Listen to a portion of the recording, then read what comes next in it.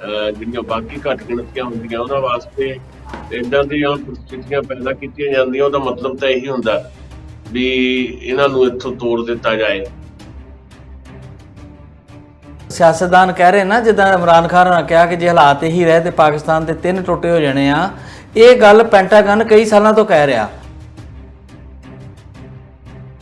ਧਰਮ ਜਿਹੜਾ ਆ ਉਹ ਮਸਲੇ ਹੱਲ ਨਹੀਂ ਕਰਦਾ। ਜੇ ਧਰਮ ਮਸਲੇ ਹੱਲ ਕਰਦਾ ਹੁੰਦਾ ਤਾਂ ਸ਼ੀਆ ਤੇ ਸੁੰਨੀ ਆਪੋ ਵਿੱਚ ਹੀ ਕਦੇ ਨਾ ਲੜਦੇ। ਮਤਲਬ ਖੁਦ ਉੱਥੋਂ ਦੇ ਸਿਆਸਤਦਾਨ ਇਹ ਕਹਿਣ ਤੱਕ ਵੀ ਚੱਲ ਗਏ ਆ ਕਿ ਹਾਲਤ ਇਹ ਬਣ ਗਿਆ ਕਿ ਹੋ ਸਕਦਾ ਪਾਕਿਸਤਾਨ ਦੇ 3 ਟੁਕੜੇ ਹੋ ਜਾਣ। ਹਰ ਇੱਕ ਖਬਰ ਪਿੱਛੇ ਚੱਲਦੀ ਅਸਲ ਕਹਾਣੀ ਦਾ ਸੱਚ ਸਾਹਮਣੇ ਲੈ ਕੇ ਆਉਂਦਾ, ਰਾਜਨੀਤੀ ਦੀ ਹਰੇਕ ਰਣਨੀਤੀ ਤੋਂ ਜਾਣੂ ਕਰਵਾਉਂਦਾ, ਸਿਸਟਮ ਵਿੱਚ ਪਸਰੇ ਭ੍ਰਿਸ਼ਟਾਚਾਰ ਨੂੰ ਉਜਾਗਰ ਕਰਦਾ, ਧਨ ਕੁਬੇਰਾਂ, ਗੈਰ ਸਮਾਜੀ ਤੱਤਾਂ, ਪ੍ਰਸ਼ਾਸਨਿਕ ਅਧਿਕਾਰੀਆਂ ਅਤੇ ਸਿਆਸਤਦਾਨਾਂ ਦੇ ਗੱਠਜੋੜ ਦਾ ਪਰਦਾਫਾਸ਼ ਕਰਦਾ, ਤੱਥਾਂ ਸਹਿਤ ਸਹੀ ਅਤੇ ਸਟੀਕ ਵਿਸ਼ਲੇਸ਼ਣ ਪੇਸ਼ ਕਰਦਾ। ਇਹ ਹੈ ਟੀਵੀ ਪੰਜਾਬੀ ਦੁਨੀਆ, ਆਪਣੀ ਬੋਲੀ ਆਪਣਾ ਮਾਣ।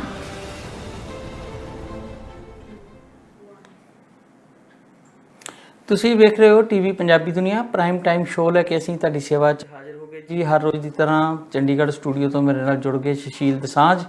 ਅਸੀਂ ਦੋਨੋਂ ਜਣੇ ਮਿਲ ਕੇ ਕੁਝ ਖਬਰਾਂ 'ਤੇ ਕਰਾਂਗੇ ਚਰਚਾ। ਸਭ ਤੋਂ ਪਹਿਲਾਂ ਆਪਣੇ ਦਰਸ਼ਕਾਂ ਦੇ ਨਾਲ ਦਸਾਂਝ ਸਾਹਿਬ ਦਾ ਵੀ ਕਰਦੇ ਹਾਂ ਸਵਾਗਤ। ਜੀ ਆਇਆਂ ਨੂੰ ਜੀ। ਬਹੁਤ ਮਿਹਰਬਾਨੀ, ਬਹੁਤ ਸ਼ੁਕਰੀਆ ਹਰਜੀਤ ਗਿੱਲ ਜੀ ਤੇ ਟੀਵੀ ਪੰਜਾਬੀ ਦੁਨੀਆ ਦੇ ਸਾਰੇ ਦਰਸ਼ਕਾਂ ਨੂੰ ਵੀ ਚੰਡੀਗੜ੍ਹ ਸਟੂਡੀਓ ਤੋਂ ਸਵਾਗਤ। ਬਹੁਤ ਬਹੁਤ ਪਿਆਰ ਭਰੀ ਸਤਿ ਸ਼੍ਰੀ ਅਕਾਲ ਜੀ, ਆਦਾਬ ਤੇ ਨਮਸਕਾਰ। ਦਸਾਂਝ ਸਾਹਿਬ, ਪਹਿਲੀ ਖਬਰ ਮੈਂ ਅਫਗਾਨਿਸਤਾਨ ਤੋਂ ਲੈਣੀ ਚਾਹੁੰਦਾ ਹਾਂ। ਗੁਰਦੁਆਰਾ ਸਾਹਿਬ ਦੇ ਵਿੱਚ ਪਿਛਲੇ ਦਿਨੀ ਵੱਡਾ ਬੰਬ ਧਮਾਕਾ ਹੋਇਆ ਸੀ, ਜਿਹੜਾ ਕਿਹਾ ਜਾਂਦਾ ਸੀਗਾ ਕਿ ਉਹ ਇਸਲਾਮਿਕ ਜਿਹੜੀ ਆਰਗੇਨਾਈਜੇਸ਼ਨ ਆ ਕੋਈ ਉਹਨਾਂ ਕੀਤਾ। ਤਾਲਿਬਾਨ ਜਿਹੜੇ ਸੀ ਉਹਨਾਂ ਨੇ ਸਗੋਂ ਉੱਥੇ ਆ ਕੇ ਬਚਾਅ ਕੀਤਾ ਸੀਗਾ, ਔਰ ਤਾਲਿਬਾਨ ਦੀ ਜਿਹੜੀ ਸਿਕਿਉਰਿਟੀ ਆ ਉਹਨਾਂ ਨੇ ਵਾਅਦਾ ਕੀਤਾ ਸੀ ਕਿ ਮੁੜ ਕੇ ਇਹੋ ਜਿਹਾ ਕੰਮ ਨਹੀਂ ਦੁਹਰਾਇਆ ਜਾਏਗਾ। ਅਚਾਨਕ ਫਿਰ ਉੱਥੇ ਬੰਬ ਧਮਾਕਾ ਹੁੰਦਾ, ਹਾਲਾਂਕਿ ਕੋਈ ਜਾਨੀ ਨੁਕਸਾਨ ਦੀ ਬਹੁਤੀ ਖਬਰ ਨਹੀਂ ਹੈ, ਪਰ ਐਨ ਉਸੇ ਜਗ੍ਹਾ ਤੇ ਗੁਰਦੁਆਰੇ ਫਿਰ ਜਿਹੜਾ ਉਹ ਬੰਬ ਧਮਾਕਾ ਹੁੰਦਾ ਜੀ। ਇਹ ਕੀ ਮਤਲਬ ਇਹਦਾ ਕਾਰਨ ਹੋ ਰਿਹਾ ਹੈ ਕਿ ਜਿਹੜੀ ਉੱਥੇ ਥੋੜੇ ਬਹੁਤ ਸਿੱਖ ਜਾਂ ਹਿੰਦੂ ਰਹਿ ਗਏ ਆ ਉਹਨਾਂ ਨੂੰ ਡਰਾ ਕੇ ਉੱਥੋਂ ਭਜਾਉਣ ਲਈ ਇਹ ਸਾਰਾ ਕੁਝ ਕੀਤਾ ਜਾ ਰਿਹਾ, ਜਾਂ ਕੁਝ ਇਹਦੇ ਪਿੱਛੇ ਹੋਰ ਤਰ੍ਹਾਂ ਦੀ ਵੀ ਸਿਆਸਤ ਹੋ ਸਕਦੀ ਹੈ? ਖਬਰ ਤਾਂ ਇਹ ਇਸੇ ਕਿਸਮ ਦੀ ਆਈ ਹੈ ਕਿ ਗੁਰਦੁਆਰਾ ਕੜਤਨੀ ਪ੍ਰਬੰਧ ਸਾਹਿਬ ਜਿਹੜਾ ਹੈ ਉਹਦੇ ਨੇੜੇ ਧਮਾਕਾ ਹੋਇਆ। ਮਤਲਬ ਗੁਰਦੁਆਰੇ ਦੇ ਵਿੱਚ ਨਹੀਂ ਹੋਇਆ, ਪਰ ਬਿਲਕੁਲ ਨੇੜਲੇ ਇਲਾਕੇ 'ਚ ਧਮਾਕਾ ਦੱਸਿਆ ਜਾ ਰਿਹਾ। ਤੇ ਧਮਾਕਾ ਕਿਹਾ ਜਾ ਰਿਹਾ ਕਿ ਇਸਲਾਮਿਕ ਸਟੇਟ ਨੇ ਜਿਹੜਾ ਪਿਛਲਾ ਧਮਾਕਾ ਹੋਇਆ ਸੀ ਉਸ ਤੋਂ ਮਹੀਨੇ ਬਾਅਦ ਹੀ ਇਹ ਹੋਇਆ। ਤੇ ਪਰ ਇਹ ਧਮਾਕੇ ਬਾਰੇ ਕੋਈ ਹੋਰ ਬਹੁਤੀ ਜਾਣਕਾਰੀ ਨਹੀਂ ਹੈ। ਮਤਲਬ ਜਿਹੜੀ ਸਾਡੇ ਮੀਡੀਆ 'ਚ ਵੀ ਖਬਰ ਆਈ ਹੈ ਉਹਦੇ 'ਚ ਵੀ ਇਹੀ ਲਫ਼ਜ਼ ਲਿਖਿਆ ਆ ਰਿਹਾ ਕਿ ਇਸ ਧਮਾਕੇ ਦੇ ਹੋਰ ਵੇਰਵਿਆਂ ਦੀ ਉਡੀਕ ਹੈ।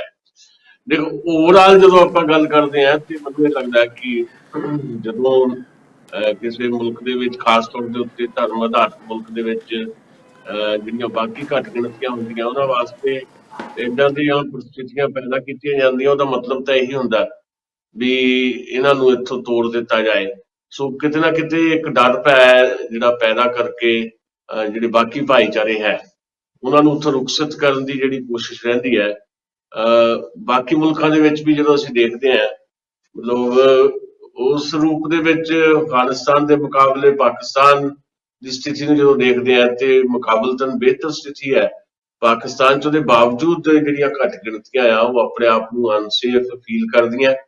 ਤੇ ਤੁਸੀਂ ਦੇਖ ਸਕਦੇ ਹੋ ਕਿ ਆਜ਼ਾਦੀ ਵੇਲੇ ਕਿੰਨੀ ਤਾਦਾਦ ਰਹੀ ਹੋਏਗੀ ਹਿੰਦੂ, ਸਿੱਖ, ਈਸਾਈ ਭਾਈਚਾਰਿਆਂ ਦੀ, ਤੇ ਉਹ ਗਿਰਦੀ ਗਿਰਦੀ ਕਿੱਥੇ ਤੱਕ ਪਹੁੰਚ ਗਈ ਹੈ। ਪਾਕਿਸਤਾਨ ਦੇ ਵਿੱਚ ਵੀ ਬਹੁਤ ਘੱਟ ਲੋਕ ਰਹਿ ਗਏ ਨੇ ਘੱਟ ਗਿਣਤੀਆਂ ਵਾਲੇ, ਹਿੰਦੂ, ਸਿੱਖ, ਈਸਾਈ ਵਗੈਰਾ। ਤੇ ਫਿਰ ਜਿਹੜਾ ਅਫਗਾਨਿਸਤਾਨ ਆ ਉੱਥੇ ਤਾਂ ਫਿਰ ਤੁਹਾਨੂੰ ਪਤਾ ਹੈ ਕਿ ਤਾਲਿਬਾਨ ਦੀ ਹਕੂਮਤ ਹੈ। ਭਾਵੇਂ ਉਹਨਾਂ ਨੇ ਇਹ ਸ਼ੋਰਟੀ ਦਿੱਤੀ ਸੀ ਵੀ ਅਸੀਂ ਤੁਹਾਡੇ ਰਾਖੇ ਆ ਤੇ ਇਸ ਤਰ੍ਹਾਂ ਦੀ ਸਥਿਤੀ ਮੁੜ ਕੇ ਨਹੀਂ ਆਏਗੀ, ਉਹਦੇ ਬਾਵਜੂਦ ਇਸ ਤਰ੍ਹਾਂ ਦੀਆਂ ਘਟਨਾਵਾਂ ਕੁਝ ਵਾਪਰ ਰਹੀਆਂ। ਹੋ ਸਕਦਾ ਇਸ ਧਮਾਕੇ 'ਚ ਕੋਈ ਨੁਕਸਾਨ ਜ਼ਿਆਦਾ ਵੀ ਹੋਇਆ ਹੋਵੇ, ਪਰ ਹਾਲੇ ਤੱਕ ਉਹਦੇ ਵੇਰਵੇ ਸਾਡੇ ਕੋਲ ਨਹੀਂ ਹੈ। ਪਰ ਜਿਹੜਾ ਸਵਾਲ ਤੁਹਾਡਾ ਆ ਉਹ ਸਵਾਲ ਦੇ ਨਾਲ ਇੱਕ ਚਿੰਤਾ ਵੀ ਹੈ, ਤੇ ਉਹ ਚਿੰਤਾ ਬੜੀ ਵਾਜਬ ਹੈ ਵੀ ਜਿਹੜੀਆਂ ਘੱਟ ਗਿਣਤੀਆਂ ਹੈ ਅਫਗਾਨਿਸਤਾਨ ਦੇ ਵਿੱਚ ਉਹਨਾਂ ਵਾਸਤੇ ਉੱਥੋਂ ਦੇ ਜੀਣ ਦਾ ਜਿਹੜਾ ਮਾਹੌਲ ਹੈ ਉਹ ਕਾਫੀ ਜ਼ਿਆਦਾ ਟਾਈਟ, ਸਖਤ ਹੁੰਦਾ ਜਾ ਰਿਹਾ। ਤੇ ਉਹਨਾਂ 'ਚ ਇਸ ਗੱਲ ਨੂੰ ਲੈ ਕੇ ਕਾਫੀ ਜ਼ਿਆਦਾ ਡਰ ਵੀ ਹੈ ਤੇ ਲੱਗਦਾ ਇਹੀ ਹੈ ਕਿ ਸ਼ਾਇਦ ਇਦਾਂ ਦੀ ਸਥਿਤੀ ਪੈਦਾ ਕੀਤੀ ਜਾ ਰਹੀ ਹੈ ਕਿ ਘੱਟ ਗਿਣਤੀਆਂ ਜਿਹੜੀਆਂ ਆ ਉਹ ਆਪ ਹੀ ਇੱਥੋਂ ਰੁਖਸਤ ਹੋ ਜਾਣ ਤੇ ਇਸ ਤੋਂ ਪਹਿਲਾਂ ਕਿ ਧੱਕੇ ਨਾਲ ਉੱਥੋਂ ਉਹਨਾਂ ਨੂੰ ਕੱਢਿਆ ਜਾਵੇ। ਦਸਾਂਝ ਸਾਹਿਬ, ਦੂਜੇ ਪਾਸੇ ਗੱਲ ਇਹ ਆ ਕਿ ਤੁਸੀਂ ਜ਼ਿਕਰ ਕੀਤਾ ਪਾਕਿਸਤਾਨ ਦਾ 47 ਜਦੋਂ ਪਾਰਟੀਸ਼ਨ ਹੁੰਦੀ ਆ ਉਦੋਂ ਕੋਈ ਕਿਹਾ ਜਾਂਦਾ ਹੈ ਕਿ 12.5% ਹਿੰਦੂ ਤੇ ਸਿੱਖ ਮਿਲਾ ਕੇ ਉੱਥੇ ਲੋਕ ਜਿਹੜੇ ਸੀ, ਘੱਟ ਗਿਣਤੀਆਂ ਦੇ ਲੋਕ ਜਿਹੜੇ ਕ੍ਰਿਸਚਨ ਵੀ ਵਿੱਚ ਸ਼ਾਇਦ ਸ਼ਾਮਲ ਕੀਤੇ ਹੋਣ, ਜਿਹੜੇ ਹੁਣ 2% ਤੋਂ ਵੀ ਘੱਟ ਉੱਥੇ ਰਹਿ ਗਏ ਆ। ਪਰ ਟਾਵੀਂ ਖਬਰ ਆ ਜਾਂਦੀ ਆ ਕਿ ਇੱਕ ਹਿੰਦੂ ਔਰਤ ਪਹਿਲੀ DSP ਬਣੀ, ਇੱਕ ਸਿੱਖ ਪਹਿਲਾ ਪ੍ਰੋਫੈਸਰ ਬਣਿਆ ਜਾਂ ਸਿੱਖ ਪਹਿਲਾ ਫੌਜੀ ਬਣਿਆ। ਇਦਾਂ ਦੀਆਂ ਖਬਰਾਂ ਕਦੀ ਆ ਜਾਂਦੀਆਂ ਨੇ, ਪਰ ਹਾਲਾਤ ਉੱਥੇ ਵੀ ਸੁਖਾਵੇਂ ਨਹੀਂ ਆ ਘੱਟ ਗਿਣਤੀਆਂ ਵਾਸਤੇ। ਦੂਜੇ ਪਾਸੇ ਉੱਥੋਂ ਦੀ ਜਿਹੜੀ ਸਿਆਸਤ ਆ, ਲੋਕਲ ਸਿਆਸਤ ਆ, ਉਹ ਬਹੁਤ ਜ਼ਿਆਦਾ ਗੰਦਲੀ ਆ, ਸਾਡੇ ਭਾਰਤ ਨਾਲੋਂ ਵੀ ਕਿਤੇ ਜ਼ਿਆਦਾ। ਤੇ ਇੱਕ ਤੁਸੀਂ ਪਿਛਲੇ ਦਿਨੀ ਕਵਿਤਾ ਦਾ ਜ਼ਿਕਰ ਕਰਦੇ ਸੀ, ਕਿਸੇ ਪਾਕਿਸਤਾਨੀ ਕਵਿਤਰੀ ਨੇ ਲਿਖੀ ਸੀ ਕਿ ਤੁਸੀਂ ਵੀ ਸਾਡੇ ਵਰਗੇ ਹੀ ਨਿਕਲੇ, ਤੇ ਉਹ ਵਾਕਿਆ ਤੁਰਤੇ ਅਸੀਂ ਵੀ ਉਹਨਾਂ ਰਾਹ ਤੇ ਪਏ ਆ। ਪਰ ਉੱਥੇ ਅਜੇ ਇੱਕ ਸਾਡੇ ਨਾਲੋਂ ਬਹੁਤ ਜ਼ਿਆਦਾ ਹਨੇਰਗਰਦੀ ਆ ਕਿ ਇੱਕ ਪਾਸੇ ਤੇ ਪੋਲੀਟੀਕਲ ਪਾਰਟੀਆਂ ਦਾ ਕੋਈ ਉੱਥੇ ਦਸਤੂਰ ਨਹੀਂ ਹੈ, ਤੇ ਦੂਸਰੇ ਪਾਸੇ ਜਿਹੜੀ ਫੌਜ ਹੈ ਉਹਦੀ ਦਖਲਅੰਦਾਜ਼ੀ ਲੋੜੋਂ ਵੱਧ ਹੈ, ਯਾਨੀ ਕਿ ਸਰਕਾਰ ਚਲਾਉਂਦੀ ਜਿਹੜੀ ਆ ਉਹ ਫੌਜ ਹੈ। ਹੁਣ ਜੋ ਕੁਝ ਉੱਥੇ ਹੋ ਰਿਹਾ, ਕਦੀ ਕੋਰਟ 'ਚ ਇੱਕ ਪਾਰਟੀ ਦੂਜੀ ਨੂੰ ਖਿੱਚਦੀ, ਦੂਜੀ ਤੀਜੀ ਨੂੰ ਖਿੱਚਦੀ ਆ। ਅੱਜ ਇੱਕ ਬਿਆਨ ਆ ਰਿਹਾ ਸੀਗਾ ਇਮਰਾਨ ਖਾਨ ਦੀ ਪਾਰਟੀ ਦੇ ਵਿਅਕਤੀ ਦਾ, ਜਿਸ ਤਰੀਕੇ ਨਾਲ ਸਰਕਾਰ ਇਹਨਾਂ ਤੋੜੀ ਬਣਾਈ, ਜੋ ਕੁਝ ਹੋਇਆ, ਪਾਰਟੀ ਜਿੱਤ ਵੀ ਉਹਦੀ ਜਾਂਦੀ ਆ ਪੰਜਾਬ 'ਚ, ਚੀਫ ਮਿਨਿਸਟਰ ਉਹਨਾਂ ਦਾ ਬਣ ਜਾਂਦਾ, ਫਿਰ ਦੂਜੀ ਧਿਰ ਜਿਹੜੀ ਆ ਉਹ ਦਾ ਖੇਡ ਜਾਂਦੀ ਆ, ਕਿਉਂਕਿ ਉਹਨਾਂ ਦੇ ਪਿੱਛੇ ਫੌਜ ਹੁੰਦੀ ਆ। ਫੌਜ ਜਦੋਂ ਚਾਹੁੰਦੀ ਆ ਜਿਹਨੂੰ ਜਿੰਨਾ ਸਮਾਂ ਵਰਤਣਾ ਹੁੰਦਾ ਵਰਤ ਲੈਂਦੀ ਆ। ਸੋ ਹਾਲਾਤ ਪਾਕਿਸਤਾਨ ਦੀ ਪੋਲਿਟਿਕਸ ਦੇ ਜਿਹੜੇ ਆ ਉਹ ਵੀ ਬਹੁਤ ਜ਼ਿਆਦਾ ਖਰਾਬ ਨੇ, ਤੇ ਉੱਥੇ ਘੱਟ ਗਿਣਤੀਆਂ ਦੇ ਵੀ ਹਾਲਾਤ ਇਸੇ ਤਰ੍ਹਾਂ ਦੇ ਹੀ ਨਜ਼ਰ ਆਉਂਦੇ ਆ ਜੀ। ਬਿਲਕੁਲ, ਤੁਸੀਂ ਬਿਲਕੁਲ ਠੀਕ ਅੰਕੜਾ ਪੇਸ਼ ਕੀਤਾ ਹੈ ਕਿ 12-13% ਸੀ ਜਦੋਂ 1947 ਦੇ ਵਿੱਚ ਪਾਕਿਸਤਾਨ ਇੱਕ ਵੱਖਰਾ ਮੁਲਕ ਬਣਦਾ ਹੈ। ਘੱਟ ਗਿਣਤੀਆਂ ਜਿਹੜੀਆਂ ਆ, ਜਿਹਦੇ 'ਚ ਬਹੁ ਗਿਣਤੀ ਜਿਹੜੀ ਸਿੱਖ ਸੀਗੇ, ਹਿੰਦੂ ਸੀ, ਤੇ ਨਾਲ ਕ੍ਰਿਸਚਨ ਜਿੱਦਾਂ ਤੁਸੀਂ ਜ਼ਿਕਰ ਕੀਤਾ, ਉਹ ਵੀ ਰਲਾ ਕੇ 13% ਦੇ ਕਰੀਬ ਜਿਹੜੀ ਆਬਾਦੀ ਸੀ, ਕੁੱਲ ਆਬਾਦੀ ਦਾ ਜਿਹੜਾ ਪਾਕਿਸਤਾਨ ਦਾ ਹੈਗਾ ਉਹਦਾ। ਪਰ ਹਾਲਾਤ ਤੁਸੀਂ ਦੇਖ ਸਕਦੇ ਹੋ ਕਿ ਇਸ ਤਰ੍ਹਾਂ ਦੇ ਬਣ ਗਏ ਨੇ ਕਿ ਹੁਣ ਉੱਥੇ 2% ਜਿਹੜੇ ਭਾਈਚਾਰੇ ਰਹਿ ਗਏ ਆ। ਪਿਛਲੇ ਸਾਲ ਜਦੋਂ ਅਸੀਂ ਗਏ ਸੀ, ਇਸੇ ਸਾਲ ਗਏ ਆ, ਇਸੇ ਸਾਲ ਜਦੋਂ ਅਸੀਂ ਗਏ ਦੂਜੀ ਵਾਰ ਲਾਹੌਰ, ਤੇ ਜਦੋਂ ਅਸੀਂ ਲਾਹੌਰ ਦੇ ਵਿੱਚ ਘੁੰਮਦੇ ਫਿਰਦੇ ਆ ਤੇ ਜਦੋਂ ਅਸੀਂ ਇੱਧਰੋਂ ਜਾਂਦੇ ਆ ਤੇ ਸਾਨੂੰ ਸੱਚੀ ਗੱਲ ਆ ਕਿ ਸਾਨੂੰ ਨਹੀਂ ਲੱਗਦਾ ਕਿ ਉੱਥੇ ਕਿਸੇ ਕਿਸਮ ਦਾ ਕੋਈ ਲਾਹੌਰ ਦੇ ਵਿੱਚ ਜਿਹੜਾ ਵਿਤਕਰਾ ਜਿਹੜਾ ਹੈ ਕੋਈ ਹੈ, ਭਾਈਚਾਰਿਆਂ ਦੇ ਆਪੋ ਵਿੱਚ ਹੀ ਕੋਈ ਇਦਾਂ ਦੀ ਕੋਈ ਸੰਕਟ ਦੀ ਸਥਿਤੀ ਹੋਵੇ। ਸਗੋਂ ਲੱਗਦਾ ਦੇਖਣ ਨੂੰ ਇਹ ਹੈ ਕਿ ਉੱਥੇ ਮਾਣ ਤਾਣ ਬੜਾ ਮਿਲਦਾ ਹੈ, ਖਾਸ ਤੌਰ ਤੇ ਸਿੱਖ ਭਾਈਚਾਰੇ ਨੂੰ। ਤੇ ਪਰ ਇਨ ਰਿਐਲਿਟੀ ਜਦੋਂ ਤੁਸੀਂ ਦੂਰ ਦਰਾਡੇ ਦੇ ਇਲਾਕਿਆਂ 'ਚ ਜਾਂਦੇ ਆ ਲਾਹੌਰ ਤੋਂ ਬਾਹਰ, ਤਾਂ ਉੱਥੇ ਸਥਿਤੀਆਂ ਜਿਹੜੀਆਂ ਕੁਝ ਹੋਰ ਨੇ। ਉਹਨਾਂ ਸਥਿਤੀਆਂ ਕਰਕੇ ਹੀ ਮਤਲਬ 12-13% ਤੋਂ ਘਟਦਿਆਂ ਅੱਜ 2% ਤੱਕ ਦੀ ਹਾਲਤ ਆ ਗਈ ਹੈ ਕਿ ਉੱਥੇ ਬਾਕੀ ਘੱਟ ਗਿਣਤੀਆਂ ਜਿਹਦੇ 'ਚ ਹਿੰਦੂ ਤੇ ਸਿੱਖ ਵੱਡੀ ਗਿਣਤੀ 'ਚ ਹੈਗੇ ਹਾਲੇ ਵੀ, ਪਰ ਉਹ 2% ਦਾ ਤੁਸੀਂ ਅੰਦਾਜ਼ਾ ਕਰ ਸਕਦੇ ਹੋ ਵੀ 12-13% ਤੋਂ 2% ਤੱਕ ਆ ਜਾਣਾ, ਵੀ ਕਿਸ ਤਰ੍ਹਾਂ ਦੇ ਟਾਈਟ ਹੀ ਸਿਚੁਏਸ਼ਨ ਜਿਹੜੀ ਹੈ ਘੱਟ ਗਿਣਤੀਆਂ ਲਈ ਉੱਥੇ ਬਣੀ ਹੋਈ ਹੈ।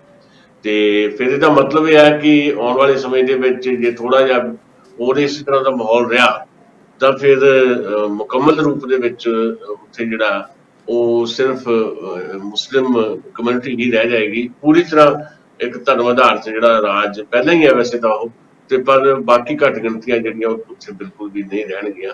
ਆਉਣ ਜਾਣ ਕਿਤੇ ਹੋ ਸਕਦਾ, ਪਰ ਉੱਦਾਂ ਉੱਥੇ ਇੱਕ ਨਾਗਰਿਕ ਦੇ ਤੌਰ ਤੇ ਰਹਿਣਾ ਉਹਨਾਂ ਲਈ ਕਾਫੀ ਜ਼ਿਆਦਾ ਮੁਸ਼ਕਲ ਸਥਿਤੀ ਬਣੀ ਹੋਈ ਹੈ। ਤੇ ਬਾਕੀ ਸਿਆਸਤ ਹੈ। ਹਾਂ ਜੀ ਜੀ ਜੀ ਹਾਂ, ਬਿਲਕੁਲ ਤੁਸੀਂ ਠੀਕ ਗੱਲ ਕਰ ਰਹੇ ਸੀਗੇ, ਮੈਂ ਵਿੱਚ ਰੋਕ ਦਿੱਤਾ ਤੁਹਾਨੂੰ।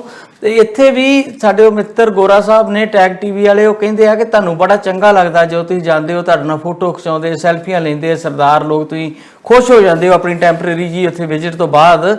ਤੇ ਅਸਲ 'ਚ ਜੇ ਹਕੀਕਤ ਜਾਣਨੀ ਹੈ ਨਾ, ਫਿਰ ਉੱਥੇ ਕਿਸੇ ਮਹੱਲੇ 'ਚ ਕਮਰਾ ਕਿਰਾਏ ਤੇ ਲੈ ਕੇ 6 ਮਹੀਨੇ ਰਹਿ ਕੇ ਦੇਖੋ ਉੱਥੇ ਹਾਲਾਤ ਕੀ ਆ, ਫਿਰ ਤੁਹਾਨੂੰ ਪਤਾ ਲੱਗੇਗਾ ਕਿ ਤੁਹਾਡੇ ਨਾਲ ਕਿਸ ਤਰ੍ਹਾਂ ਦਾ ਵਿਹਾਰ ਕੀਤਾ ਜਾਂਦਾ ਹੈ। ਸਿਰਫ ਜਿਹੜਾ ਇਹ ਟੈਂਪਰੇਰੀ ਹੈ, ਜੇ ਵਿਜ਼ਟਰ ਜਾ ਕੇ ਤੁਸੀਂ ਐਨਾਲਿਸਿਸ ਉਹਦਾ ਪ੍ਰੋਪਰ ਨਹੀਂ ਕਰ ਸਕਦੇ।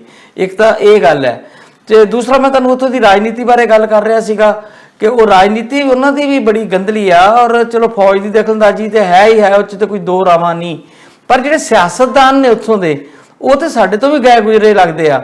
ਤੇ ਜਿੱਥੋਂ ਤੱਕ ਘੱਟ ਗਿਣਤੀਆਂ ਦੀ ਗੱਲ ਕਰਦੇ ਹੋ ਵੀ ਮੁਸਲਮਾਨ ਇਕੱਲੇ ਰਹਿ ਜਾਣਗੇ, ਤੇ ਉਹ ਤੇ ਮੁਸਲਮਾਨਾਂ ਦੇ ਵੀ ਕੁਝ ਐਸੇ ਫਿਰਕੇ ਜਾਂ ਐਸੇ ਸੈਕਟ ਨੇ ਜਿਨ੍ਹਾਂ ਨੂੰ ਹੁਣ ਮੁਸਲਮਾਨ ਹੀ ਨਹੀਂ ਮੰਨਦੇ। ਮਿਸਾਲ ਦੇ ਤੌਰ ਤੇ ਕਾਦੀਆਨ ਜਿਹੜੇ ਮੁਸਲਮਾਨ ਨੇ, ਉਹਨਾਂ ਨਾਲ ਉੱਥੇ ਮੇਰੇ ਖਿਆਲ ਹਿੰਦੂਆਂ ਤੋਂ ਵੀ ਵੱਧ ਨਫ਼ਰਤ ਕੀਤੀ ਜਾਂਦੀ ਆ। ਤੇ ਇਹੋ ਜਿਹੀਆਂ ਗੱਲਾਂ ਹੈ, ਕੁਝ ਚੀਜ਼ਾਂ ਉਹਨਾਂ ਦੇ ਦਿਲਾਂ 'ਚ ਅਜੇ ਤੱਕ ਬੈਠੀਆਂ ਹੋਈਆਂ ਨੇ। ਬਹੁਤ ਸਾਰੇ ਵਿਦਵਾਨ ਲੋਕ ਤੇ ਚੰਗੀ ਤਰ੍ਹਾਂ ਗੱਲ ਕਰਦੇ ਨੇ, ਪਰ ਜਿਹੜੇ ਸਧਾਰਨ ਲੋਕ ਨੇ ਉਹਨਾਂ ਦੇ ਮਨਾਂ 'ਚ ਅਜੇ ਵੀ ਕਈ ਤਰ੍ਹਾਂ ਦੇ ਪੁਰਾਣੇ ਜਿਹੜੀਆਂ ਸਾਡੀ ਪਾਰਟੀਸ਼ਨ ਦੇ ਵੇਲੇ ਦੇ ਦੁਖਾਂਤ ਨੇ ਜਾਂ ਜਿਹੜੇ ਸਾਡੇ ਵਖਰੇਵੇਂ ਨੇ, ਉਹ ਉਹਨਾਂ ਦੀ ਗੱਲਬਾਤ 'ਚੋਂ ਲੱਭ ਜਾਂਦੇ ਨੇ। ਬਿਲਕੁਲ ਤੁਸੀਂ ਦਰੁਸਤ ਕਹਿ ਰਹੇ ਹੋ। ਟੈਂਪਰੇਰੀ ਵਿਜ਼ਿਟ ਜਿਹੜੀ ਆ ਉਹ ਹੋਰ ਤਰ੍ਹਾਂ ਦੀ ਹੁੰਦੀ, ਖਾਸ ਤੌਰ ਤੇ ਕਿਉਂਕਿ ਅਸੀਂ ਜਿਹੜੇ ਟੈਂਪਰੇਰੀ ਵਿਜ਼ਿਟ ਦੇ ਵਿੱਚ ਰਹਿੰਦੇ ਆ, ਤੁਸੀਂ ਆਪ ਵੀ ਜਿਹਨਾਂ ਲੋਕਾਂ 'ਚ ਵਿਚਰਦੇ ਹੋ ਤੁਹਾਡੇ ਵਰਗੇ ਹੁੰਦੇ ਆ, ਕਿਉਂਕਿ ਜਿਹਨਾਂ ਲੋਕਾਂ ਨੇ ਤੁਹਾਨੂੰ ਬੁਲਾਇਆ ਹੁੰਦਾ ਉਹਨਾਂ ਦੀ ਸੋਚ ਉਹ ਲਗਭਗ ਤੁਹਾਡੇ ਨੇੜੇ ਜਿਹੜੇ ਹੁੰਦੀ ਹੈ। ਤੇ ਫਿਰ ਉੱਥੇ ਕੋਈ ਉਹਨਾਂ ਇਲਾਕਿਆਂ ਦੇ ਵਿੱਚ ਜਾਂ ਉਹਨਾਂ ਲੋਕਾਂ ਨੂੰ ਤੁਹਾਨੂੰ ਬੁਲਾਉਂਦੇ ਨੇ ਜਿਹੜੇ ਉਹਨਾਂ ਵਰਗੇ ਹੁੰਦੇ ਆ, ਤੇ ਸਾਨੂੰ ਫਿਰ ਉਹ ਬੜਾ ਚੰਗਾ ਲੱਗਦਾ। ਤੇ ਮੰਨ ਲਓ ਹੁਣ 4-5 ਦਿਨ ਦੇ ਵਿਜ਼ਿਟ ਤੇ ਤੁਸੀਂ ਜਾਣਦੇ ਹੋ, ਤੁਹਾਡੇ ਦੋਸਤ ਮਿੱਤਰ ਉਸੇ ਕਿਸਮ ਦੇ ਹੁੰਦੇ ਆ। ਮੰਨ ਲਓ ਜਿੱਦਾਂ ਜਿਸ ਏਰੀਏ ਚੋਂ ਜਾਂ ਕਹਿ ਲਓ ਵੀ ਜਿਸ ਤਬਕੇ ਚੋਂ ਤੁਸੀਂ ਹੁੰਦੇ ਹੋ, ਮੰਨ ਲਓ ਤੁਸੀਂ ਲਿਟਰੇਚਰ ਵਾਲੇ ਲੋਕ ਹੋ, ਕਲਚਰ ਵਾਲੇ ਲੋਕ ਹੋ, ਸੰਗੀਤ ਵਾਲੇ ਲੋਕ ਹੋ, ਤੇ ਫਿਰ ਤੁਹਾਨੂੰ ਉੱਦਾਂ ਦੇ ਲੋਕ ਵੀ ਮਿਲਦੇ ਆ। ਤੇ ਉੱਥੇ ਫਿਰ ਹੱਦੋਂ ਵੱਧ ਪਿਆਰ ਤੁਹਾਨੂੰ ਫਿਰ ਮਿਲਦਾ ਹੈ, ਰਿਸਪੈਕਟ ਮਿਲਦੀ ਹੈ, ਤੁਹਾਡੇ ਲਈ ਬਕਾਇਦਾ ਡਿਨਰ ਆਰਗੇਨਾਈਜ਼ ਹੁੰਦੇ ਆ। ਤੁਹਾਨੂੰ ਲੱਗਦਾ ਕਿ ਸਾਰਾ ਕੁਝ ਠੀਕ ਆ, ਕਮਾਲ ਦੀ ਗੱਲ ਹੈ, ਇੰਨਾ ਮਾਣਤਾ, ਤੇ ਫਿਰ ਤੁਸੀਂ ਹੁੱਬਦੇ ਹੋ, ਖੁਸ਼ ਹੁੰਦੇ ਹੋ।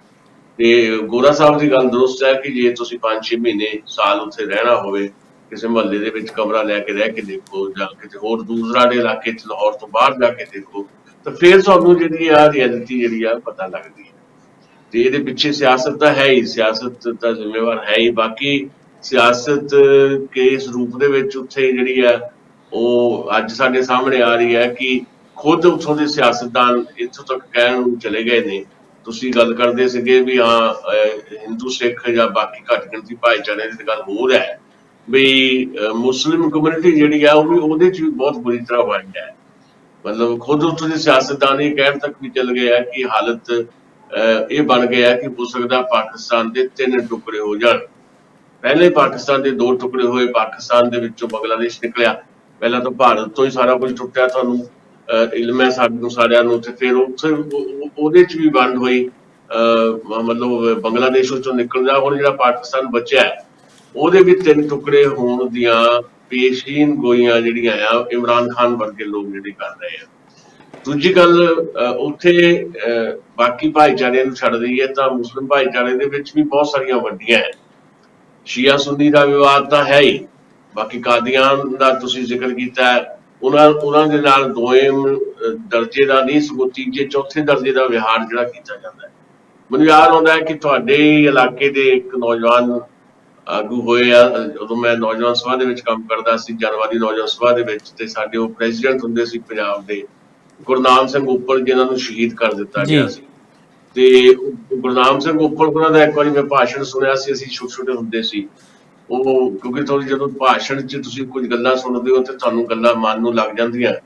ਤੇ ਉਹ ਭਾਸ਼ਣ ਕਰ ਰਹੇ ਸੀ ਤੇ ਉਹ ਕਹਿ ਰਹੇ ਸੀ ਕਿ ਧਰਮ ਜਿਹੜਾ ਆ ਉਹ ਮਸਲੇ ਹੱਲ ਨਹੀਂ ਕਰਦਾ। ਜੇ ਧਰਮ ਮਸਲੇ ਹੱਲ ਕਰਦਾ ਹੁੰਦਾ ਤਾਂ ਸ਼ੀਆ ਤੇ ਸੁੰਨੀ ਆਪੋ ਵਿੱਚ ਹੀ ਕਦੇ ਨਾ ਲੜਦੇ। ਜੇ ਧਰਮ ਮਸਲੇ ਹੱਲ ਕਰਦਾ ਹੁੰਦਾ ਤਾਂ ਇਰਾਕ ਤੇ ਈਰਾਨ ਦੀ ਜੰਗ ਕਦੇ ਨਾ ਲੱਗਦੀ। ਸੋ ਇਹ ਜਿਹੜਾ ਹੈ ਮਸਲਾ ਬੜਾ ਸੰਵੇਦਨਸ਼ੀਲ ਮਸਲਾ ਆ। ਪਰ ਇਹ ਆ ਵੀ ਜਿਹੜੇ ਲੋਕ ਜਿਹਨਾਂ ਲੋਕਾਂ ਨੂੰ ਇਹ ਗੱਲਾਂ ਪਸੰਦ ਨਹੀਂ, ਉਹ ਫਿਰ ਉਸ ਤਰੀਕੇ ਦੇ ਨਾਲ ਗੱਲ ਕਰਦੇ ਆ ਤੇ ਸਮੱਸਿਆ ਜਿਹੜੀ ਆ ਉਹ ਘਟਣ ਦੀ ਥਾਂ ਦੇ ਉੱਤੇ ਫਿਰ ਵੱਧਦੀ ਚਲੀ ਜਾਂਦੀ ਆ। ਪਾਕਿਸਤਾਨ ਦੀ ਦਿੱਕਤ ਵੀ ਇਹੀ ਜੀ। ਜੀ ਬਿਲਕੁਲ। ਔਰ ਦੂਜੇ ਪਾਸੇ ਪਾਕਿਸਤਾਨ ਦੀ ਜਿਹੜੀ ਆਰਥਿਕ ਹਾਲਤ ਆ ਉਹ ਬੜੀ ਖਤਰਨਾਕ ਦਿਸ਼ਾ ਵੱਲ ਜਾ ਰਹੀ ਆ। ਹੁਣ ਕਿਆਸ ਰਹੀਆਂ ਇਹ ਲੱਗ ਰਹੀਆਂ ਨੇ ਕਿ ਲੰਕਾ ਤੋਂ ਬਾਅਦ ਅਗਲਾ ਨੰਬਰ ਪਾਕਿਸਤਾਨ ਦਾ ਲੱਗਣ ਵਾਲਾ। ਰਾਏ ਤੇ ਅਸੀਂ ਉਸੇ ਪਏ। ਮੈਂ ਹਰ ਵਾਰ ਜਦੋਂ ਪਾਕਿਸਤਾਨ ਦੀ ਗੱਲ ਹੁੰਦੀ ਆ ਆਪਾਂ ਨੂੰ ਬਹੁਤੇ ਖੁਸ਼ ਨਹੀਂ ਹੋਣਾ ਚਾਹੀਦਾ ਕਿ ਅਸੀਂ ਬੜੇ ਸੇਫ ਹਾਂ। ਨਾਲ ਦੀ ਨਾਲ ਅਸੀਂ ਇਹ ਯਾਦ ਚੇਤਾਵਨੀ ਦਿਵਾਉਂਦੇ ਰਹਿੰਦੇ ਹਾਂ ਆਪਣੇ ਦਰਸ਼ਕਾਂ ਨੂੰ ਵੀ, ਤੇ ਅਸੀਂ ਆਪਸ 'ਚ ਵੀ ਡਿਸਕਸ ਕਰਦੇ ਰਹਿੰਦੇ ਹਾਂ ਕਿ ਉਸੇ ਲਈ ਤੇ ਅਸੀਂ ਵੀ ਤੁਰ ਰਹੇ ਹਾਂ। ਅੱਜ ਨਹੀਂ ਤੇ ਕੱਲ ਸਾਡਾ ਵੀ ਉਹ ਅਸਰ ਹੋ ਜਾਏਗਾ। ਪਰ ਪਾਕਿਸਤਾਨ ਫੌਰੀ ਤੌਰ ਤੇ ਜਿਹੜਾ ਉਹ ਕੰਗਾਲ ਹੋਣ ਵੱਲ ਵੱਧ ਰਿਹਾ। ਜਿਸ ਤਰੀਕੇ ਨਾਲ ਪਾਕਿਸਤਾਨ ਦੀ ਆਰਥਿਕ ਹਾਲਤ ਹੈ ਤੇ ਜਿਸ ਤਰੀਕੇ ਨਾਲ ਉੱਥੋਂ ਦੇ ਲੀਡਰਾਂ ਦਾ ਰਹਿਣ ਸਹਿਣ ਹੈ, ਮੈਨੂੰ ਯਾਦ ਹੈ ਕਿ ਜਦੋਂ ਨਵਾਜ਼ ਸ਼ਰੀਫ ਹੀ ਹੁੰਦੇ ਸੀ ਉਦੋਂ ਵੀ ਉਹ ਦਰ ਮੰਗਣ ਵਾਲਾ ਕੰਮ ਤੇ ਚੱਲਦਾ ਰਿਹਾ ਨਾ, ਕਦੀ IMF ਕੋਲ, ਕਦੀ ਵਰਲਡ ਬੈਂਕ ਕੋਲ। ਤੇ ਦੱਸਿਆ ਜਾਂਦਾ ਹੈ ਕਿ ਇੱਕ ਵਰਲਡ ਬੈਂਕ ਦੀ ਮੀਟਿੰਗ 'ਚ ਗਏ ਤੇ ਉੱਥੇ ਉਹ ਡਿਮਾਂਡ ਕੀਤੀ ਉਹਨਾਂ ਨੇ ਕਿ ਸਾਡੀ ਬਹੁਤ ਹਾਲਤ ਮਾੜੀ ਹੈ ਜੀ, ਲੋਕਾਂ ਨੂੰ ਫੂਡ ਨਹੀਂ ਮਿਲ ਰਿਹਾ, ਤੁਸੀਂ ਕਿਸੇ ਤਰ੍ਹਾਂ ਸਾਡੀ ਹੈਲਪ ਕਰੋ। ਤੇ ਜਿਹੜਾ ਡੈਲੀਗੇਸ਼ਨ ਗਿਆ ਹੋਇਆ ਸੀਗਾ ਉਹ ਸਾਰਿਆਂ ਨੇ ਰੋਲੈਕਸ ਘੜੀਆਂ ਲਾਈਆਂ ਸੀ ਔਰ ਟਾਈ ਸ਼ਾਈ ਸੂਟਡ ਬੂਟਡ ਸੀ। ਉਹ ਕਹਿੰਦੇ ਯਾਰ ਤੁਹਾਡੀ ਹਾਲਾਤ ਵੇਖ ਕੇ ਤੇ ਨਹੀਂ ਲੱਗਦੇ ਵੀ ਤੁਹਾਡੇ ਦੇਸ਼ 'ਚ ਏਡਾ ਵੱਡਾ ਕ੍ਰਾਈਸਿਸ ਆ, ਪਰ ਸਾਡੀ ਲੀਡਰਸ਼ਿਪ ਦਾ ਇਹੋ ਹੀ ਸਾਡਾ ਕ੍ਰਾਈਸਿਸ ਆ ਕਿ ਸਾਡੇ ਨੇਤਾਵਾਂ ਦੇ ਢੰਗ ਤਰੀਕੇ ਕਾਰ ਵਿਹਾਰ ਉਹਨਾਂ ਦੀ ਭਾਸ਼ਾ ਬੋਲਚਾਲ ਤੋਂ ਨਹੀਂ ਲੱਗਦਾ ਕਿ ਅਸੀਂ ਇੱਕ ਡੂੰਘੇ ਸੰਕਟ 'ਚ ਆ। ਭਾਰਤ ਵੀ ਉਸੇ ਰਾਹ ਤੇ ਚੱਲ ਰਿਹਾ ਸਰ। ਭਾਰਤ ਦੀ ਸਥਿਤੀ ਜਿਹੜੀ ਹੈ ਉਹ ਜਿਹੜੀ ਆ ਆਉਣ ਵਾਲੇ ਸਮੇਂ ਦੇ ਵਿੱਚ ਬਹੁਤ ਜ਼ਿਆਦਾ ਬਦਤਰ ਹੋਣ ਵਾਲੀ ਹੈ, ਕਿਉਂਕਿ ਖਾਈ ਜਿਹੜੀ ਹੈ ਲਗਾਤਾਰ ਵਧੀ ਹੈ। ਪਾਕਿਸਤਾਨ ਦਾ ਜ਼ਿਕਰ ਤਾਂ ਤੁਸੀਂ ਕਰ ਹੀ ਦਿੱਤਾ ਹੈ ਕਿ ਪਾਕਿਸਤਾਨ ਦੀ ਹਾਲਤ ਕਾਫੀ ਜ਼ਿਆਦਾ ਨਾਜ਼ੁਕ ਬਣੀ ਹੋਈ ਹੈ। ਸ਼੍ਰੀਲੰਕਾ ਤੋਂ ਬਾਅਦ ਜਿਹੜੀਆਂ ਖਬਰਾਂ ਆ ਰਹੀਆਂ ਵੀ ਬਹੁਤ ਵੱਡੇ ਆਰਥਿਕ ਸੰਕਟ ਕਰਕੇ ਪਾਕਿਸਤਾਨ ਦੀ ਸਥਿਤੀ ਜਿਹੜੀ ਹੈ ਉਹ ਜ਼ਿਆਦਾ ਵਿਸਫੋਟਕ ਬਣੀ ਹੋਈ ਹੈ ਤੇ ਪਾਕਿਸਤਾਨ ਦੀ ਮਦਦ ਜਿਹੜੀ ਹੈ ਉਹ ਕਰਨ ਦੇ ਨਾਂ ਦੇ ਉੱਤੇ ਅਮਰੀਕਾ ਵਰਗੇ ਮੁਲਕਾਂ ਨੇ ਜਾਂ ਵਰਲਡ ਬੈਂਕ ਨੇ ਬਹੁਤ ਕੁਝ ਏਦਾਂ ਦਾ ਕੀਤਾ ਜਿਹਦੇ ਕਰਕੇ ਪਾਕਿਸਤਾਨ ਜਿਹੜਾ ਇੱਕ ਬੇਬਸ ਮੁਲਕ ਦੇ ਤੌਰ ਤੇ ਸਾਡੇ ਸਾਹਮਣੇ ਆਇਆ। ਤੇ ਨਾਲ ਚਾਈਨਾ ਜਿਹੜਾ ਆ ਉਹਨੇ ਇਸ ਸਾਰੀ ਸਿਚੁਏਸ਼ਨ ਨੂੰ ਇਨਕੈਸ਼ ਕੀਤਾ ਤੇ ਹੁਣ ਬਹੁਤਾ ਪੈਸਾ ਉੱਥੇ ਚਾਈਨਾ ਦਾ ਲੱਗਾ ਹੋਇਆ ਤੇ ਚਾਈਨਾ ਦੇ ਪੈਸੇ ਨੇ ਜਿਹੜਾ ਆ ਅਸਲ ਦੇ ਵਿੱਚ ਸ਼੍ਰੀਲੰਕਾ ਵਰਗੇ ਮੁਲਕ ਨੂੰ ਡੋਬਿਆ। ਸੋ ਪਾਕਿਸਤਾਨ ਦੀਆਂ ਸਥਿਤੀਆਂ ਜਿਹੜੀਆਂ ਆ ਉਹ ਕਾਬੂ ਤੋਂ ਬਾਹਰ ਹੁੰਦੀਆਂ ਜਾ ਰਹੀਆਂ ਤੇ ਬਾਕੀ ਸਿਆਸਤਦਾਨਾਂ ਦੀ ਜਿਹੜੀ ਭੂਮਿਕਾ ਉਹਦਾ ਤੁਸੀਂ ਜ਼ਿਕਰ ਕਰ ਹੀ ਦਿੱਤਾ ਹੈ ਵੀ ਸਿਆਸਤਦਾਨ ਕਿਵੇਂ ਚੂੰਡ ਕੇ ਜਿਹੜੇ ਆ ਉਹ ਮੁਲਕ ਨੂੰ ਖਾ ਰਹੇ ਨੇ, ਮੁਲਕ ਨੂੰ ਲਗਭਗ ਵੇਚ ਦਿੱਤਾ ਗਿਆ ਤੇ ਭਾਰਤ ਦੀ ਸਥਿਤੀ ਵੀ ਉਸ ਤੋਂ ਕੋਈ ਵੱਖਰੀ ਨਹੀਂ ਹੈ ਤੇ ਭਾਰਤ ਦੇ ਵਿੱਚ ਵੀ ਇਹੀ ਸਥਿਤੀਆਂ ਬਣੀਆਂ ਹੋਈਆਂ ਤੇ ਜਿਸ ਤਰੀਕੇ ਦੇ ਨਾਲ ਕਰਜ਼ੇ ਜਿਹੜੇ ਅਸੀਂ ਵੀ ਲੈ ਰਹੇ ਹਾਂ ਨੈਸ਼ਨਲ ਲੈਵਲ ਤੇ ਵੀ ਵੱਖ-ਵੱਖ ਸੂਬਿਆਂ ਦੇ ਵਿੱਚ ਵੀ, ਮਤਲਬ ਹੁਣ ਜੇ ਸ਼੍ਰੀਲੰਕਾ ਦੀ ਤੁਸੀਂ ਗੱਲ ਕਰਦੇ ਹੋ ਤੇ ਸ਼੍ਰੀਲੰਕਾ ਜਿਹੜਾ ਆ ਉਹਦੇ ਤੇ ਟੋਟਲ ਓਵਰਆਲ ਜਿਹੜਾ ਕਰਜ਼ ਰਿਹਾ ਜਿਹਦੇ ਕਰਕੇ ਸ਼੍ਰੀਲੰਕਾ ਕੋਲੈਪਸ ਕਰ ਗਿਆ ਉਹ ਪੌਣੇ 3 ਲੱਖ ਕਰੋੜ ਦੱਸਿਆ ਗਿਆ ਤੇ ਉਹਦੇ ਮੁਕਾਬਲੇ ਪੰਜਾਬ ਦਾ ਇੱਕ ਸੂਬਾ ਆ, ਮੁਲਕ ਨਹੀਂ ਹੈ ਤੇ ਇੱਕ ਰਾਜ ਇੱਕ ਸਟੇਟ ਜਿਹੜੀ ਹੈ ਪੰਜਾਬ, ਉਹਦੇ ਤੇ ਇਸ ਵੇਲੇ 3,12,000 ਕਰੋੜ ਰੁਪਏ ਦਾ ਕਰਜ਼ਾ ਜਿਹੜਾ ਨੇੜੇ ਹੈ। ਹਰ ਮਹੀਨੇ ਜਿਹੜਾ ਆ ਉਹ 3,000 ਕਰੋੜ ਰੁਪਏ ਦਾ ਕਰਜ਼ਾ ਜਿਹੜਾ ਹੋਰ ਵਧੀ ਜਾਂਦਾ ਤੇ ਇਹਨੂੰ ਤੁਸੀਂ 3,000 ਸਰ ਮਤਲਬ 3 ਲੱਖ ਕਰੋੜ ਸ਼ਬਦ ਨਾਲ ਭੁੱਲ ਜਾਂਦੇ ਤੁਸੀਂ ਲਾਉਣਾ। 3 ਲੱਖ ਕਰੋੜ ਦਾ ਕਰਜ਼ਾ ਹੈ ਕੱਲਾ 3 ਹਾਂਜੀ 3 ਲੱਖ ਕਰੋੜ ਦਾ ਕਰਜ਼ਾ। ਹਾਂ ਮੈਨੂੰ ਏਦਾਂ ਲੱਗਿਆ ਕਿ ਜਿੱਦਾਂ ਤੁਸੀਂ ਸਿਰਫ 3,000 ਕਰੋੜ ਦੀ ਗੱਲ ਕਰ ਰਹੇ ਹੋ। ਹਾਂ ਮੈਂ ਦੱਸਿਆ ਸੀ ਅਸਲ ਚ ਮੈਨੂੰ ਲੱਗਦਾ ਤੁਸੀਂ ਪਹਿਲੀ ਗੱਲ ਨਹੀਂ ਸੁਣੀ। ਮੈਂ ਦੱਸਿਆ ਕਿ 3,12,000 ਕਰੋੜ ਰੁਪਏ ਦਾ ਇਸ ਵੇਲੇ ਕਰਜ਼ਾ ਹੈ ਤੇ ਹਰ ਮਹੀਨੇ 3,000 ਕਰੋੜ ਰੁਪਏ ਦਾ ਕਰਜ਼ਾ ਹੋਰ ਲਿਆ ਜਾ ਰਿਹਾ। ਹਰ ਮਹੀਨੇ 3,000 ਕਰੋੜ ਰੁਪਏ ਦਾ ਕਰਜ਼ਾ ਹੋਰ ਲਿਆ ਜਾ ਰਿਹਾ। ਇਹ ਕਹਿ ਰਿਹਾ ਮੈਂ ਮਤਲਬ ਕਰਜ਼ੇ ਦੀ ਜਿਹੜੀ ਪਿਛਲੀ ਸਰਕਾਰ ਸੀਗੀ ਉਹ 2,000 ਕਰੋੜ ਰੁਪਏ ਹਰ ਮਹੀਨੇ ਕਰਜ਼ਾ ਲੈਂਦੀ ਸੀ ਤੇ ਇਹ ਸਰਕਾਰ ਜਦੋਂ ਦੀ ਆਈ ਹੈ ਇਹਨੇ 3,000 ਕਰੋੜ ਰੁਪਏ ਦਾ ਕਰਜ਼ਾ ਜਿਹੜਾ ਹਰ ਮਹੀਨੇ ਲੈਣਾ ਸ਼ੁਰੂ ਕਰ ਦਿੱਤਾ ਤੇ ਇਸੇ ਕਰਕੇ ਇਹਨਾਂ ਨੇ ਕਿਹਾ ਵੀ ਅਸੀਂ 35,000 ਕਰੋੜ ਰੁਪਏ ਦਾ ਕਰਜ਼ਾ ਸਾਲ ਚ ਲਵਾਂਗੇ। ਬਜਟ ਵਾਲੇ ਦਿਨ ਦੀ ਇਹ ਗੱਲ ਹੈ। 35,000 ਕਰੋੜ ਦਾ ਮਤਲਬ ਹੀ ਇਹ ਹੈ ਕਿ ਭਾਰਤ ਦੀਆਂ 36 ਲਾ ਲਓ ਤੁਸੀਂ 12 ਮਹੀਨਿਆਂ ਚ ਫਿਰ ਉਹ 3,000 ਕਰੋੜ ਰੁਪਏ ਦਾ ਕਰਜ਼ਾ ਪਰ ਮੰਥ ਹੋ ਜਾਂਦਾ ਹੈ। ਉਸ ਹਿਸਾਬ ਦੇ ਨਾਲ ਤਾਂ 7 ਲੱਖ ਕਰੋੜ ਰੁਪਏ ਦਾ ਕਰਜ਼ਾ ਜਿਹੜਾ ਆ ਉਹਦੇ 4.5 ਸਾਲਾਂ ਬਾਅਦ ਛੱਡ ਕੇ ਸਾਡੇ ਸਿਰ ਤੇ ਜਾਣਗੇ ਜੇ ਜਾਂਦੇ ਆ।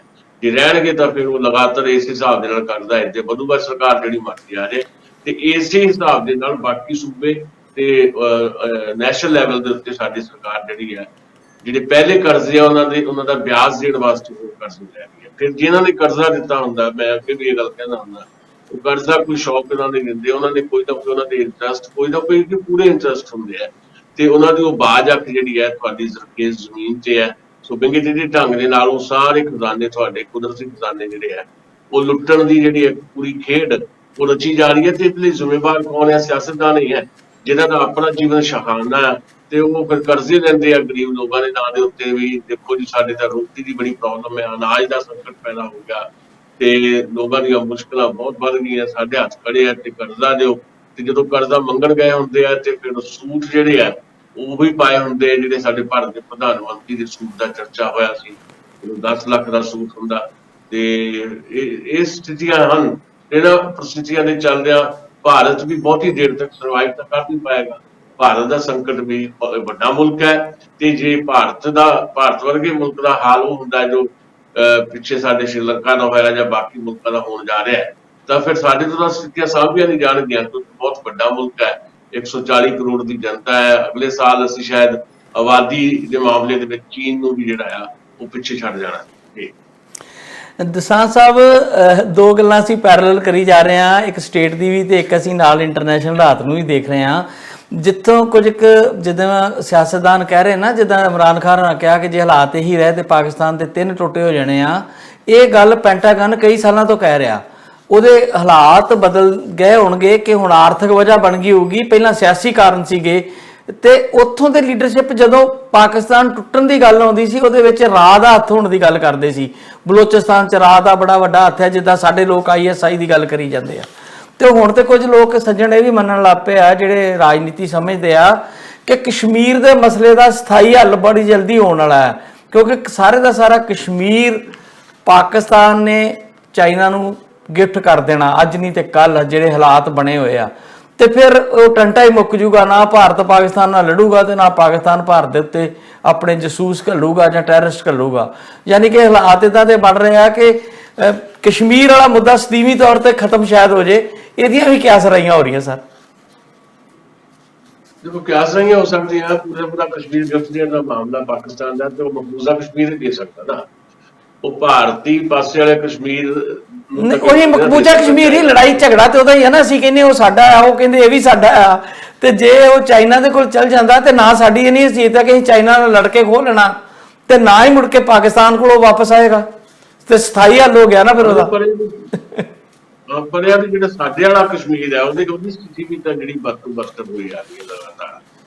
ਕਿਉਂਕਿ ਸਾਡੇ ਮੁਲਕ ਦੀ ਜਿਹੜੀ ਸਰਕਾਰ ਨੇ ਜਿਸ ਤਰੀਕੇ ਦੇ ਨਾਲ ਕਸ਼ਮੀਰੀਆਂ ਦੇ ਨਾਲ ਵਿਹਾਰ ਕੀਤਾ, ਜਿਵੇਂ ਕਸ਼ਮੀਰ ਦੇ ਵੀ 3 ਟੋਟੇ ਕੀਤੇ ਗਏ, ਤੇ ਹੁਣ ਜਿਸ ਤਰੀਕੇ ਦੇ ਨਾਲ ਉਹਨਾਂ ਨੇ ਜਿਹੜੀ ਉਹ ਨਵੀਂ ਹੱਦਬੰਦੀ ਕੀਤੀ ਹੈ ਤੇ ਜਿਹੜੇ ਢੰਗ ਦੇ ਨਾਲ ਕਸ਼ਮੀਰ ਦੇ ਉੱਤੇ ਮੁਕੰਮਲ ਕਬਜ਼ਾ ਆਪਣਾ ਕਰਨਾ ਚਾਹੁੰਦੇ ਆ, ਤਾਂ ਜਿਹੜੀ ਬੇਗਾਨਗੀ ਦੀ ਭਾਵਨਾ ਕਸ਼ਮੀਰੀਆਂ ਦੇ ਵਿੱਚ ਉਹ ਲਗਾਤਾਰ ਹੋਰ ਵਧਣੀ ਹੈ। ਉਹ ਜਿਹੜੀ ਉੱਥੇ ਚੁੱਪ ਦਿਖਾਈ ਦੇ ਰਹੀ ਹੈ, ਉਹ ਤੂਫਾਨ ਤੋਂ ਪਹਿਲਾਂ ਦੀ ਸ਼ਾਂਤੀ ਹੈ। ਉਹ ਠੀਕ ਹੈ ਕਿ ਮਕਬੂਜ਼ਾ ਕਸ਼ਮੀਰ ਵਾਲੇ ਮਾਮਲੇ ਤੁਸੀਂ ਕਹਿ ਸਕਦੇ ਹੋ ਵੀ ਜੇ ਉੱਥੇ ਆ ਕੇ ਚੀਨ ਬਹਿ ਜਾਂਦਾ ਤੇ ਚੀਨ ਦੇ ਨਾਲ ਤਾਂ ਅਸੀਂ ਨਹੀਂ ਲੜਨਾ ਉਸ ਰੂਪ ਦੇ ਵਿੱਚ, ਪਰ ਇਹ ਜ਼ਰੂਰ ਹੈ ਕਿ ਇੱਧਰ ਦੇ ਕਸ਼ਮੀਰ ਦਾ ਮਸਲਾ ਤਾਂ ਉਵੇਂ ਦਾ ਉਵੇਂ ਰਹੇਗਾ, ਕਿਉਂਕਿ ਮਸਲੇ ਦਾ ਮਤਲਬ ਇਹ 2 ਮੁਲਕਾਂ ਦੀ ਲੜਾਈ ਦਾ ਮਾਮਲਾ ਨਹੀਂ ਹੈ। ਇਹ ਜਿਹੜਾ ਆਮ ਨਾਗਰਿਕ ਹੈ, ਉਹਦੇ ਜਿਹੜੀ ਬੇਗਾਨਗੀ ਦੀ ਭਾਵਨਾ ਉਹਦਾ ਹੋਰ ਵੱਧਦੇ ਚਲੇ ਜਾਣਾ, ਉਹਨੇ ਹੋਰ ਜ਼ਿਆਦਾ ਪ੍ਰਸਥਿਤੀਆਂ ਉੱਤੇ ਤਾਂ ਵਿਗਾੜਨੀਆਂ ਹੀ ਇਹਨਾਂ ਦੀ। ਤੇ ਉਹ ਟੈਂਪਰੇਰੀ ਤੌਰ ਦੇ ਉੱਤੇ ਸਾਨੂੰ ਲੱਗ ਸਕਦਾ ਹੈ ਕਿ ਉੱਥੇ ਚੁੱਪ ਚਾਇਆ ਜੀ, ਹੁਣ ਕਿਸੇ ਕਿਸਮ ਦਾ ਕੋਈ ਵਿਵਾਦ ਨਹੀਂ ਹੈ, ਉੱਥੇ ਅਮਨ ਚੈਨ ਹੋ ਗਿਆ। ਧੱਕੇ ਨਾ ਕੀਤਾ ਗਿਆ ਅਮਨ ਚੈਨ ਜਿਹੜਾ ਆ ਉਹ ਸਥਾਈ ਨਹੀਂ ਹੁੰਦਾ, ਤੇ ਨਾ ਹੀ ਉਹ ਕੰਟੀਨਿਊ ਹੋ ਸਕਦਾ।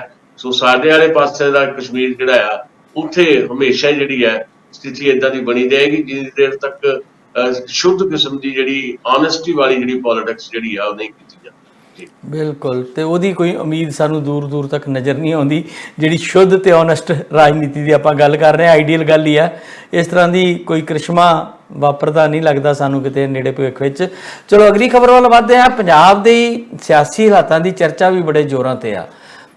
AG ਦੇ ਇੱਦਾਂ ਅਸਤੀਫਾ ਦੇਣ ਤੋਂ ਬਾਅਦ ਕਈ ਤਰ੍ਹਾਂ ਦੇ ਉਹਦੇ ਅਰਥ ਕੱਢੇ ਜਾ ਰਹੇ ਆ, ਤੇ ਮੈਨੂੰ ਕਿਤੇ ਨਾ ਕਿਤੇ ਲੱਗਦਾ ਹੈ ਕਿ ਜਿਸ ਤਰ੍ਹਾਂ ਦੇ ਅਰਥ ਜਾਂ ਜਿੱਦਾਂ ਦਾ ਵਰਤਾਂਤ ਸਿਰਜਿਆ ਜਾ ਰਿਹਾ, ਆਉਣ ਵਾਲੇ ਸਮੇਂ 'ਚ ਲੋਕਾਂ ਦੇ ਦਿਲੋਂ ਦਿਮਾਗ ਤੇ ਇਹ ਗੱਲ ਪੂਰੀ ਤਰ੍ਹਾਂ ਛਾ ਜਾਏਗੀ ਕਿ ਪੰਜਾਬ ਦੀ ਸਰਕਾਰ ਹੁਣ ਸਾਡੀ ਸਰਕਾਰ ਨਹੀਂ, ਉਹ ਕੁਝ ਇੱਕ ਮਤਲਬ ਕੇਜਰੀਵਾਲ ਤੇ ਉਹਦੇ ਜਿਹੜੇ ਵਿਅਕਤੀ ਉਹਦੇ ਬਿਠਾਏ ਹੋਏ ਨੇ ਉਹਨਾਂ ਦੀ ਹੀ ਸਰਕਾਰ ਹੈ। ਪੰਜਾਬ ਦੇ ਨਾ 92 MLA ਦੀ ਕੋਈ ਸੁਣਵਾਈ ਆ, ਜਿਹੜੀ ਗੱਲ ਸ਼ੁਰੂਆਤੀ ਦੌਰ 'ਚ ਹੀ ਵਿਰੋਧੀ ਕਰਦੇ ਸੀ, ਹੁਣ ਉਹ ਆਮ ਜਨਤਾ ਤੱਕ ਜਾਣੀ ਸ਼ੁਰੂ ਹੋ ਜਾਏਗੀ। ਤੇ ਜਿਸ ਤਰੀਕੇ ਨਾਲ ਇਹ ਸਾਰਾ ਕੁਝ ਘਟਨਾਕ੍ਰਮ ਹੋ ਰਿਹਾ ਔਰ ਜਿਸ ਤਰੀਕੇ ਨਾਲ ਉੱਥੇ ਸਰਕਾਰ ਨੂੰ ਚਲਾਇਆ ਜਾ ਰਿਹਾ, AG ਵਾਲਾ ਜਿਹੜਾ ਕੇਸ ਆ, ਇਹਦੇ ਤੋਂ ਲੋਕਾਂ ਨੂੰ ਬੜਾ ਜ਼ਿਆਦਾ ਇਸ ਦਾ ਝਟਕਾ ਤੇ ਇੱਕ ਤਰ੍ਹਾਂ ਦਾ ਲੱਗਾ ਹੈ ਕਿ ਅਚਾਨਕ ਸਭ ਕੁਝ ਠੀਕ ਠਾਕ ਹੁੰਦਾ ਆ। ਇੱਕ ਵਿਅਕਤੀ ਲੰਬੇ ਸਮੇਂ ਤੋਂ ਲਾਈਨ 'ਚ ਵੀ ਹੁੰਦਾ ਕਿ ਮੈਂ ਇਸ ਪੋਸਟ ਲਈ ਜਾਣਾ ਚਾਹੁੰਦਾ ਹਾਂ, ਫਿਰ ਉਹ ਆ ਕੇ ਇਮਾਨਦਾਰੀ ਨਾਲ ਕਹਿੰਦਾ ਕਿ ਮੈਂ ਕੋਈ ਤਨਖਾਹ ਵੀ ਨਹੀਂ ਲਵਾਂਗਾ, 1 ਰੁਪਈਆ ਲਵਾਂਗਾ, ਜਿਹੜੀ ਤਨਖਾਹ ਮੈਨੂੰ ਦੇਣੀ ਆ ਉਹ ਮੈਂ ਸਾਰੀ ਜਿਹੜਾ ਹੈਲਥ ਸਿਸਟਮ ਹੈ ਉਹਦੇ ਲਈ ਡੋਨੇਟ ਕਰੂੰਗਾ। ਤੇ ਉਹ ਵਿਅਕਤੀ ਫਿਰ ਬਿਨਾਂ ਕੋਈ ਕਾਰਨ ਦੱਸਿਆ ਕਿ ਨਹੀਂ ਜੀ ਮੇਰੇ ਘਰੇਲੂ ਹਾਲਾਤ ਜਾਂ ਮੇਰੇ ਆਪਣੇ ਰੁਝੇਵੇਂ ਮੈਨੂੰ ਅਲਾਓ ਨਹੀਂ ਕਰਦੇ ਕਿ ਮੈਂ ਇਸ ਪੋਸਟ ਨੂੰ ਜਿਹੜਾ ਜ਼ਿਆਦਾ ਚਿਰ ਹੋਲਡ ਕਰ ਸਕਾਂ। ਇਹਦੇ ਪਿੱਛੇ ਜੋ ਕੁਝ ਸਿਆਸਤ ਚੱਲ ਰਹੀ ਆ ਉਹਦੇ ਮਾਇਨੇ ਸਭ ਲੋਕ ਆਪੋ ਆਪਣੇ ਢੰਗ ਨਾਲ ਕੱਢ ਰਹੇ ਆ। ਤੇ ਹੁਣ ਤੇ ਕਿਹਾ ਜਾ ਰਿਹਾ ਹੈ ਕਿ ਉਹ ਰਾਘਵ ਚੱਡਾ ਹਰਾਂ ਨੂੰ ਲੈ ਕੇ ਭਗਵੰਤ ਮਾਨ ਘਬਰਾਏ ਹੋਏ ਕੇਜਰੀਵਾਲ ਦੀ ਸ਼ਰਨ 'ਚ ਦਿੱਲੀ ਪਹੁੰਚ ਗਏ ਆ ਵੀ ਕੀ ਕਰੀਏ ਹੁਣ ਜੀ, ਲੋਕੀ ਕਿੱਦਾਂ ਕਹਿ ਰਹੇ ਆ। ਤੁਸੀਂ ਇਹਨੂੰ ਕਿੱਦਾਂ ਵੇਖ ਰਹੇ ਹੋ ਸਾਰੀ ਚੀਜ਼ ਨੂੰ? ਦੇਖੋ, ਦੋ ਤਿੰਨ ਗੱਲਾਂ ਇਹਦੇ 'ਚ ਕੱਲ ਅਸੀਂ ਕਾਫੀ ਡਿਟੇਲ 'ਚ ਇੱਥੇ ਚਰਚਾ ਕੀਤੀ ਸੀ। ਤੁਸੀਂ ਬਕਾਇਦਾ ਨਵੇਂ ਜਿਹੜੇ ਏਜੀ ਲਾਏ ਗਏ ਆ ਵਿਨੋਦ ਕਈ, ਉਹਨਾਂ ਦੀ ਇੱਕ ਲਿਸਟ ਵੀ ਸਾਂਝੀ ਕੀਤੀ ਸੀ ਸਰੋਤਿਆਂ ਨਾਲ ਵੀ ਉਹ ਕਿਹੜੇ ਕੇਸ ਜਿਹੜੇ ਆ ਸਰਕਾਰ ਦੇ ਖਿਲਾਫ ਹੀ ਲੜਦੇ ਨੇ। ਤੇ ਇਸ ਕਰਕੇ ਨੁਕਤਾਚੀਨੀ ਵਾਹਵਾ ਇਸ ਵੇਲੇ ਪੰਜਾਬ ਦੇ ਵਿੱਚ ਹੋ ਰਹੀ ਹੈ ਵੀ ਇਹ ਹੋਇਆ ਕੀ ਹੈ ਕਿ ਅਚਾਨਕ ਹੀ ਮਤਲਬ ਅਨਮੋਲ ਰਤਨ ਸਿੱਧੂ ਜਿਹੜੇ ਆ ਰਿਜ਼ਾਈਨ ਕਰਦੇ ਆ। 5-4 ਦਿਨ ਉਹਨਾਂ ਨੂੰ ਬਣਾਉਣ ਦੀ ਕੋਸ਼ਿਸ਼ ਕੀਤੀ ਜਾਂਦੀ ਹੈ ਪਰ ਉਹ ਨਹੀਂ ਮੰਨਦੇ ਤੇ ਨਿੱਜੀ ਕਾਰਨ ਦੱਸ ਕੇ ਉਹ ਤਿੰਨ ਜਾਣਿਆਂ ਦਾ ਧੰਨਵਾਦ ਕਰਕੇ ਭਗਵੰਤ ਮਾਨ, ਅਰਵਿੰਦ ਕੇਜਰੀਵਾਲ ਤੇ ਰਾਘਵ ਚੱਡੇ ਦਾ ਉਹਨਾਂ ਦਾ ਬਹੁਤ ਧੰਨਵਾਦ ਹੈ ਤੇ ਉਹਨਾਂ ਨੇ ਬੜਾ ਸਹਿਯੋਗ ਮੈਨੂੰ ਦਿੱਤਾ ਤੇ ਉਹ ਫਿਰ ਉਹ ਛੁੱਟੀ ਲੈ ਜਾਂਦੇ ਆ, ਯਾਨੀ ਅਸਤੀਫਾ ਆਪਣਾ ਜਿਹੜਾ ਹੈ ਉਹ ਵਾਪਸ ਲੈਣ ਨੂੰ ਮੰਨਦੇ ਨਹੀਂ। ਤੇ ਫਿਰ ਚਰਚਾ ਚੱਲਦੀ ਹੈ ਕਿ ਅਸਲ ਦੇ ਵਿੱਚ ਉਹ ਜਿਹੜਾ ਧੰਨਵਾਦ ਕੀਤਾ ਤਿੰਨ ਜਾਣਿਆਂ ਦਾ, ਤਿੰਨਾਂ ਦੇ ਪ੍ਰਤੀ ਉਹਨਾਂ ਦੀ ਨਾਰਾਜ਼ਗੀ ਹੈ ਵੀ ਜੋ ਚਾਹੁੰਦੇ ਸੀ, ਜਿਵੇਂ ਕੰਮ ਕਰਨਾ ਚਾਹੁੰਦੇ ਸੀ ਉਵੇਂ ਉਹਨਾਂ ਨੂੰ ਕਰਨ ਨਹੀਂ ਦਿੱਤਾ ਗਿਆ। ਤੇ ਖਾਸ ਤੌਰ ਤੇ ਰਾਘਵ ਚੱਡਾ ਜਿਹੜੇ ਉਹਦੀ ਜਿਹੜੀ ਆਪਣੀ ਲੀਗਲ ਟੀਮ ਜਿਹੜੀ ਬਣਾਉਣੀ ਚਾਹੁੰਦੇ ਸੀ ਉਹਦੇ ਚ ਰਾਘਵ ਚੱਡਾ ਜਿਹੜੇ ਅੜਿੱਕਾ ਬਣੇ। ਤੇ ਹੁਣ ਖਬਰ ਆ ਰਹੀ ਸੀ, ਉਹਦੀਆਂ ਡਿਟੇਲਸ ਨਹੀਂ ਆਈਆਂ। ਕੱਲ ਭਗਵੰਤ ਮਾਨ ਹੋਣੀ ਜਿਹੜੇ ਦਿੱਲੀ ਸੀਗੇ, ਪਰਸੋਂ ਰਾਤ ਤੇ ਗਏ ਹੋਏ ਸੀ ਤੇ ਮੀਟਿੰਗ ਇੱਕ ਦੱਸੀ ਗਈ ਹੈ ਕਿ ਰਾਘਵ ਚੱਡਾ ਤੇ ਅਰਵਿੰਦ ਕੇਜਰੀਵਾਲ ਤੇ ਭਗਵੰਤ ਮਾਨ ਦੀ ਇੱਕ ਮੀਟਿੰਗ ਹੋਈ। ਉਸ ਮੀਟਿੰਗ ਬਾਰੇ ਇਦਾਂ ਦੀਆਂ ਖਬਰਾਂ ਆ ਰਹੀਆਂ ਕਿ ਉੱਥੇ ਕਾਫੀ ਜ਼ਿਆਦਾ ਇੱਕ ਨਾਰਾਜ਼ਗੀ ਪ੍ਰਗਟ ਕੀਤੀ ਹੈ ਭਗਵੰਤ ਮਾਨ ਨੇ ਕਿ ਉਹਨਾਂ ਨੂੰ ਕੰਮ ਨਹੀਂ ਕਰਨ ਦਿੱਤਾ ਜਾ ਰਿਹਾ। ਯਾਨੀ ਰਾਘਵ ਚੱਡਾ ਤੇ ਭਗਵੰਤ ਮਾਨ ਦੀ ਖੜਕ ਗਈ, ਇਹ ਲਫ਼ਜ਼ ਅਸੀਂ ਤਾਂ ਨਹੀਂ ਵਰਤ ਰਹੇ ਪਰ ਇਹ ਜਿਹੜੇ ਸਿਆਸੀ ਹਲਕਿਆਂ ਦੇ ਵਿੱਚ ਇਦਾਂ ਦੀਆਂ ਚਰਚਾਵਾਂ ਜਿਹੜੀਆਂ ਚੱਲ ਪਈਆਂ ਕਿ ਰਾਘਵ ਚੱਡਾ ਜਿਨ੍ਹਾਂ ਨੇ ਜਿਸ ਦਿਨ ਐਡਵਾਈਜ਼ਰੀ ਕਮੇਟੀ ਦੇ ਚੇਅਰਮੈਨ ਦੇ ਤੌਰ ਤੇ ਆਪਣਾ ਅਹੁਦਾ ਸੰਭਾਲਣਾ ਸੀ, ਉਸ ਦਿਨ ਭਗਵੰਤ ਮਾਨ ਦੇ ਪੈਰਾਂ ਨੂੰ ਹੱਥ ਲਾਇਆ ਸੀ ਤੇ ਚਰਨ ਸਪਰਸ਼ ਕੀਤੇ ਸੀ, ਉਹ ਰਾਘਵ ਚੱਡਾ ਤੇ ਭਗਵੰਤ ਮਾਨ ਦੀ ਖੜਕ ਹੋਈ ਹੈ। ਇਹ ਸਿਆਸੀ ਹਲਕਿਆਂ ਦੇ ਵਿੱਚ ਚਰਚਾ ਆ ਤੇ ਅਰਵਿੰਦ ਕੇਜਰੀਵਾਲ ਇਹ ਸਾਰੇ ਕੁਝ ਨੂੰ ਜਿਹੜਾ ਫੇਰ ਤੋਂ ਆਪਣੇ ਢੰਗ ਦੇ ਨਾਲ ਸੰਭਾਲਣ ਦੀ ਕੋਸ਼ਿਸ਼ ਕਰ ਰਹੇ ਹੈ। ਤੇ ਗੱਲਾਂ ਤੇ ਇਹ ਵੀ ਕਹੀਆਂ ਜਾਣ ਲੱਗ ਪਈਆਂ ਕਿ ਜਿੱਦਾਂ ਉਹਨਾਂ ਨੂੰ ਸੀਐਮ ਦਾ ਕੈਂਡੀਡੇਟ ਨਹੀਂ ਸੀ ਅਨਾਉਂਸ ਕਰਦੇ ਅਰਵਿੰਦ ਕੇਜਰੀਵਾਲ ਭਗਵੰਤ ਮਾਨ ਨੂੰ, ਤੇ ਭਗਵੰਤ ਮਾਨ ਖੁਸ਼ ਹੋ ਗਿਆ ਸੀ ਜਾਂ ਕਹਿ ਲਓ ਵੀ ਆਪਣੇ ਆਤਮ ਸਵੈ ਮਤਲਬ ਆਪਣੇ ਆਪ ਨੂੰ ਖੋਲਣ ਚਲੇ ਗਏ ਸੀ, ਸਵੈ ਚਿੰਤਨ ਚ ਚਲੇ ਗਏ ਸੀ। ਤੇ ਇੱਕ ਵਾਰ ਫੇਰ ਉਹਨਾਂ ਨੂੰ 12-13 ਦਿਨਾਂ ਲਈ ਏਦਾਂ ਸਵੈ ਚਿੰਤਨ ਚ ਚਲੇ ਜਾਣਾ ਚਾਹੀਦਾ ਤੇ ਸ਼ਾਇਦ ਇਹ ਰਾਘਵ ਚੱਡੇ ਵਾਲਾ ਮਸਲਾ ਹੱਲ। ਰਾਘਵ ਚੱਡਾ ਦਾ ਦਖਲ ਜਿਹੜਾ ਆ ਉਹ ਬਹੁਤ ਵੱਡੇ ਪੱਧਰ ਤੇ ਭਾਵੇਂ ਸਾਨੂੰ ਦਿਖਾਈ ਨਾ ਦੇ ਰਿਹਾ ਹੋਵੇ ਡਿਸੀਜ਼ਨਸ ਦੇ ਵਿੱਚ, ਪਰ ਹੈ। ਇਹ ਖਬਰਾਂ ਆ ਰਹੀਆਂ ਈਵਨ ਜਿਹੜਾ ਮੀਡੀਆ ਆ, ਤੁਸੀਂ ਦੇਖੋ 4 ਮਹੀਨੇ ਬਾਅਦ ਜਿਹੜੇ ਲੋਕ ਸੰਪਰਕ ਦੇ ਅਫਸਰ ਹੈ, 4 ਮਹੀਨੇ ਬਾਅਦ ਮੰਤਰੀਆਂ ਦੇ ਨਾਲ ਲੋਕ ਸੰਪਰਕ ਦੇ ਅਫਸਰ ਲਾਏ ਜਾ ਸਕੇ। 4 ਮਹੀਨੇ ਤੱਕ ਲੋਕ ਸੰਪਰਕ ਦੇ ਅਫਸਰ ਜਿਹੜੇ ਆ ਉਹਨਾਂ ਦੀ ਮੰਤਰੀਆਂ ਨਾਲ ਡਿਊਟੀ ਹੁੰਦੀ ਹੈ। ਮੇਰੇ 2-4 ਮਿੱਤਰ ਹੈਗੇ ਇਹਨਾਂ ਦੇ ਵਿੱਚ, ਮੈਂ ਉਹਨਾਂ ਨੂੰ ਪੁੱਛਦਾ ਰਿਹਾ ਵੀ ਭਾਈ ਤੇਰੀ ਕਿਹੜੇ ਮੰਤਰੀ ਨਾਲ ਡਿਊਟੀ ਹੈ, ਤੇ ਉਹ ਇਹੀ ਕਹਿੰਦੇ ਰਹੇ ਆ ਵੀ ਹਾਲੇ ਲਾਈ ਦੀ ਹਾਲੇ ਡਿਊਟੀ। ਫਿਰ ਖਬਰਾਂ ਇਹ ਆਉਂਦੀਆਂ ਰਹੀਆਂ ਵੀ ਉਹ ਬਕਾਇਦਾ ਰਾਘਵ ਚੱਡੇ ਦੀ ਟੀਮ ਜਿਹੜੀ ਆ ਲੋਕ ਸੰਪਰਕ ਦੇ ਦਫ਼ਤਰ ਚ ਖਾ ਦਿੱਤੀ ਹੈ, ਉਹੀ ਡਿਸੀਜਨ ਲੈ ਰਹੀ ਹੈ ਰਾਘਵ ਚੱਡੇ ਰਾਹੀਂ ਵੀ ਕਿਹਨੂੰ ਕਿਹਦੇ ਨਾਲ ਲਾਉਣਾ ਤੇ ਕਿਵੇਂ ਸਾਰਾ ਕੰਮ ਚਲਾਉਣਾ। ਸੋ ਇਹ ਕੁਝ ਦਿੱਕਤਾਂ ਨੇ, ਮੁਸ਼ਕਲਾਂ ਨੇ ਜਿਹੜੀਆਂ ਫੇਸ ਕਰਨੀਆਂ ਪੈ ਰਹੀਆਂ ਤੇ ਬਹੁਤ ਜਲਦੀ ਉਹ ਟਕਰਾਅ ਦੀ ਸਥਿਤੀ ਪੈਦਾ ਹੋ ਰਹੀ ਹੈ ਭਗਵੰਤ ਮਾਨ ਤੇ ਰਾਘਵ ਚੱਡਾ ਦੇ ਵਿੱਚ, ਜਿਹਦੇ ਬਾਰੇ ਕਿਹਾ ਜਾਂਦਾ ਸੀ ਵੀ ਨਹੀਂ ਸ਼ਾਇਦ ਕਾਫੀ ਲੰਬਾ ਸਮਾਂ ਜਿਹੜੀ ਇਹਨਾਂ ਦੀ ਕੇਸਤਾ ਦੇਵੇਗੀ, ਪਰ ਉਹਦੇ ਚ ਹੁਣੇ ਟਕਰਾਅ ਦੀ ਜਿਹੜੀ ਸਥਿਤੀ ਹੈ। ਤੇ ਫਿਰ ਜੇ ਟਕਰਾਅ ਦੀ ਸਥਿਤੀ ਹੈ ਤਾਂ ਫਿਰ ਪੰਜਾਬ ਦੇ ਲੋਕਾਂ ਦੇ ਕੰਮ ਧੰਦੇ ਜਿਹੜੇ ਆ ਉਹ ਕਿਵੇਂ ਸਹੀ ਢੰਗ ਦੇ ਨਾਲ ਹੋ ਸਕਣਗੇ। ਉਹ ਏਜੀ ਦੀ ਨਿਯੁਕਤੀ ਦੇ ਮਾਮਲੇ ਨੇ ਇੱਕ ਵਾਰ ਫਿਰ ਸਵਾਲਾਂ ਦੇ ਘੇਰੇ 'ਚ ਲਿਆਂਦਾ ਆਮ ਆਦਮੀ ਪਾਰਟੀ ਦੀ ਸਰਕਾਰ ਦੇ ਪੰਜਾਬ ਦੀ, ਤੇ ਨਾਲ ਦੀ ਨਾਲ ਇਹ ਕਹਿਣਾ ਵੀ ਲੋਕਾਂ ਨੇ ਸ਼ੁਰੂ ਕਰ ਦਿੱਤਾ ਹੈ ਵੀ ਇਹ ਸਰਕਾਰ ਤੇ ਪਿਛਲੀ ਚੰਨੀ ਸਰਕਾਰ 'ਚ ਕੋਈ ਫਰਕ ਨਹੀਂ। ਜਿੱਦਾਂ ਏਜੀ ਦੇ ਮਾਮਲੇ 'ਚ ਚੰਨੀ ਸਰਕਾਰ ਨੇ ਕੀਤਾ, ਮਤਲਬ 3 ਮਹੀਨਿਆਂ ਦੇ ਵਿੱਚ 4 ਏਜੀ ਜਿਹੜੇ ਬਦਲੇ ਗਏ, ਇੱਥੇ ਪੰਜਾਬ ਦੇ ਵਿੱਚ ਡੀਜੀਪੀ ਦਾ ਇਸ਼ੂ ਹੋਵੇ ਜਾਂ ਏਜੀ ਦਾ ਇਸ਼ੂ ਹੋਵੇ, ਉਹ ਇਸ ਸਰਕਾਰ ਦੇ ਦੌਰਾਨ ਵੀ ਲਗਭਗ ਉਸੇ ਤਰ੍ਹਾਂ ਦੀਆਂ ਸਥਿਤੀਆਂ ਜਿਹੜੀਆਂ ਬਣ ਰਹੀਆਂ। ਖਾਸ ਤੌਰ ਤੇ ਨਵੇਂ ਲਾਏ ਏਜੀ ਬਾਰੇ ਜਿਹੜੀਆਂ ਗੱਲਾਂ ਹੋ ਰਹੀਆਂ ਵੀ ਕੱਲ ਤੱਕ ਇਹ ਸਰਕਾਰ ਦੇ ਖਿਲਾਫ ਵੱਖ-ਵੱਖ ਕੇਸਾਂ ਦੇ ਵਿੱਚ ਪੇਸ਼ ਹੁੰਦੇ ਰਹੇ ਤੇ ਹੁਣ ਫੇਰ ਸਰਕਾਰ ਵੱਲੋਂ ਆਪਣੀਆਂ ਹੀ ਦਲੀਲਾਂ ਨੂੰ ਕਿੱਦਾਂ ਕੱਟਣਗੇ ਜਿਹੜੀਆਂ ਉਹਨਾਂ ਨੇ ਵਿਰੋਧੀ ਜਿਹੜੀ ਧਿਰ ਆ ਉਹਦਾ ਵਕੀਲ ਹੁੰਦਾ ਦਲੀਲਾਂ ਰੱਖੀਆਂ ਸੀ ਜਾਂ ਤਰਕ ਰੱਖੇ ਸੀ, ਉਹਨਾਂ ਤਰਕਾਂ ਨੂੰ ਉਹਨਾਂ ਦਲੀਲਾਂ ਨੂੰ ਕਿੱਦਾਂ ਕੱਟਣਗੇ ਸਰਕਾਰੀ ਧਿਰ ਦੇ ਤੌਰ ਦੇ ਉੱਤੇ ਜਦੋਂ ਪੇਸ਼ ਹੋਇਆ ਕਰਨਗੇ। ਸੋ ਵੱਡੇ ਸਵਾਲ ਨੇ, ਇਹਨਾਂ ਸਵਾਲਾਂ ਦੇ ਰੂਪ ਨੂੰ ਸਿੱਧੇ ਤੌਰ ਦੇ ਉੱਤੇ ਪੰਜਾਬ ਸਰਕਾਰ ਖਾਸ ਤੌਰ ਤੇ ਭਗਵੰਤ ਮਾਨ ਨੂੰ ਹੋਣਾ ਪੈ ਰਿਹਾ। ਦਸਾਂਝ ਸਾਹਿਬ ਤੁਸੀਂ 2-3 ਗੱਲਾਂ ਵਿੱਚ ਕਾਫੀ ਸਵਾਲ ਵੀ ਨਵੇਂ ਆ ਗਏ। ਇੱਕ ਤੁਸੀਂ ਕਿਹਾ ਕਿ ਚਿੰਤਨ ਕਰਨ ਲਈ ਉਹਨਾਂ ਨੂੰ ਕੁਝ ਦੱਸ ਦੇਣ, ਗੁੰਮਨਾਮੀ ਦੀ ਅਵਸਥਾ ਚੱਲ ਜਾਣਾ ਚਾਹੀਦਾ। ਜਦੋਂ ਇਲੈਕਸ਼ਨ ਤੋਂ ਪਹਿਲਾਂ ਸੀਐਮ ਦਾ ਕੈਂਡੀਡੇਟ ਡਿਕਲੇਅਰ ਨਹੀਂ ਸੀ ਹੋ ਰਿਹਾ, ਉਦੋਂ ਸਥਿਤੀ ਹੋਰ ਸੀ। ਹੁਣ ਭਗਵੰਤ ਮਾਨ ਦੇ ਮੋਢਿਆਂ ਤੇ ਬੜੀ ਭਾਰੀ ਜ਼ਿੰਮੇਵਾਰੀ ਆ। ਉਹ ਪੰਜਾਬ ਦੇ ਸੀਐਮ ਨੇ। ਮੇਰੇ ਖਿਆਲ 'ਚ ਤੇ ਉਹ 1-2 ਦਿਨ ਲਈ ਵੀ ਨਰਾਦਰ ਨਹੀਂ ਰਹਿ ਸਕਦੇ। ਜੇ ਉਹ ਰਹਿਣਗੇ ਤਾਂ ਫਿਰ ਉਹ ਆਪਣਾ ਸਿਆਸੀ ਭਵਿੱਖ ਜਿਹੜਾ ਉਹਨੂੰ ਖੁਦ ਹੀ ਖਤਮ ਕਰ ਰਹੇ ਹੋਣਗੇ। ਦੂਜੇ ਪਾਸੇ ਹੁਣ ਜਿਸ ਤਰ੍ਹਾਂ ਦਾ ਮਾਹੌਲ ਬਣ ਗਿਆ, ਜਿੱਦਾਂ ਦਾ ਬਿਰਤਾਂਤ ਸਿਰਜ ਦਿੱਤਾ ਗਿਆ ਸਾਰੇ ਪਾਸਿਓਂ, ਚੈਨਲਾਂ ਨੇ, ਅਖਬਾਰਾਂ ਨੇ, ਹਾਲਾਤਾਂ ਨੇ, ਉੱਥੋਂ ਤੇ ਸਪਸ਼ਟ ਲੋਕਾਂ ਦੇ ਮਨਾਂ 'ਚ ਇਹ ਗੱਲ ਆ ਗਈ, ਜਿਵੇਂ ਮੈਂ ਸ਼ੁਰੂਆਤ 'ਚ ਕਿਹਾ ਕਿ ਭਗਵੰਤ ਮਾਨ ਦੀ ਪਕੜ ਆਪਣੀ ਸਰਕਾਰ ਦੇ ਉੱਤੇ ਬਹੁਤ ਢਿੱਲੀ ਆ। ਤੇ ਦੂਜੇ ਪਾਸੇ ਜਿਹੜੀਆਂ ਕਨਸੋਆਂ ਜਾਂ ਜਿਹੜੀਆਂ ਕਿਆਫੇ ਲਾਏ ਜਾ ਰਹੇ ਆ, ਉਹ ਹੋਰ ਮਸਲੇ ਨੂੰ ਗੰਧਲਾ ਕਰ ਰਹੇ ਨੇ ਵੀ ਕਿਉਂ, ਕਿਵੇਂ ਹੋਇਆ। ਹੁਣ ਕੁਝ ਲੋਕਾਂ ਦਾ ਮੰਨਣਾ ਹੈ ਕਿ ਭਗਵੰਤ ਮਾਨ ਨੂੰ ਅਸਤੀਫਾ ਤੇ ਕਈ ਦਿਨ ਪਹਿਲਾਂ ਦਾ ਇਹਨਾਂ ਦਿੱਤਾ ਹੋਇਆ ਸੀਗਾ। ਉਹਦਾ ਤੇ ਪੈਨ ਦੇ ਵਿੱਚ ਜ਼ਿਕਰ ਕਰਦੇ ਆ ਕਿ ਹਰੇ ਪੈਨ ਨਾਲ 2 ਲਾਈਨਾਂ ਲਿਖੀਆਂ ਤੇ ਨੀਲੇ ਪੈਨ ਨਾਲ ਡੇਟ ਪਾਈ ਆ, ਡੇਟ ਵੀ ਅੱਗੇ ਪਿੱਛੇ ਪਈ ਆ, ਜਿਹੜਾ ਉਹਨਾਂ ਨੇ ਖੁਦ ਵੀ ਸਪਸ਼ਟੀਕਰਨ ਦਿੱਤਾ, ਨਹੀਂ ਯਾਰ ਐਸਾ ਕੁਝ ਨਹੀਂ ਆ, ਉਹ ਮੈਂ ਸਾਈਨ ਕਰਨ ਲੱਗੇ ਆਪਣੀ ਜੇਬ ਚੋਂ ਪੈਨ ਕੱਢ ਕੇ ਕਰ ਲਿਆ ਸੀਗਾ।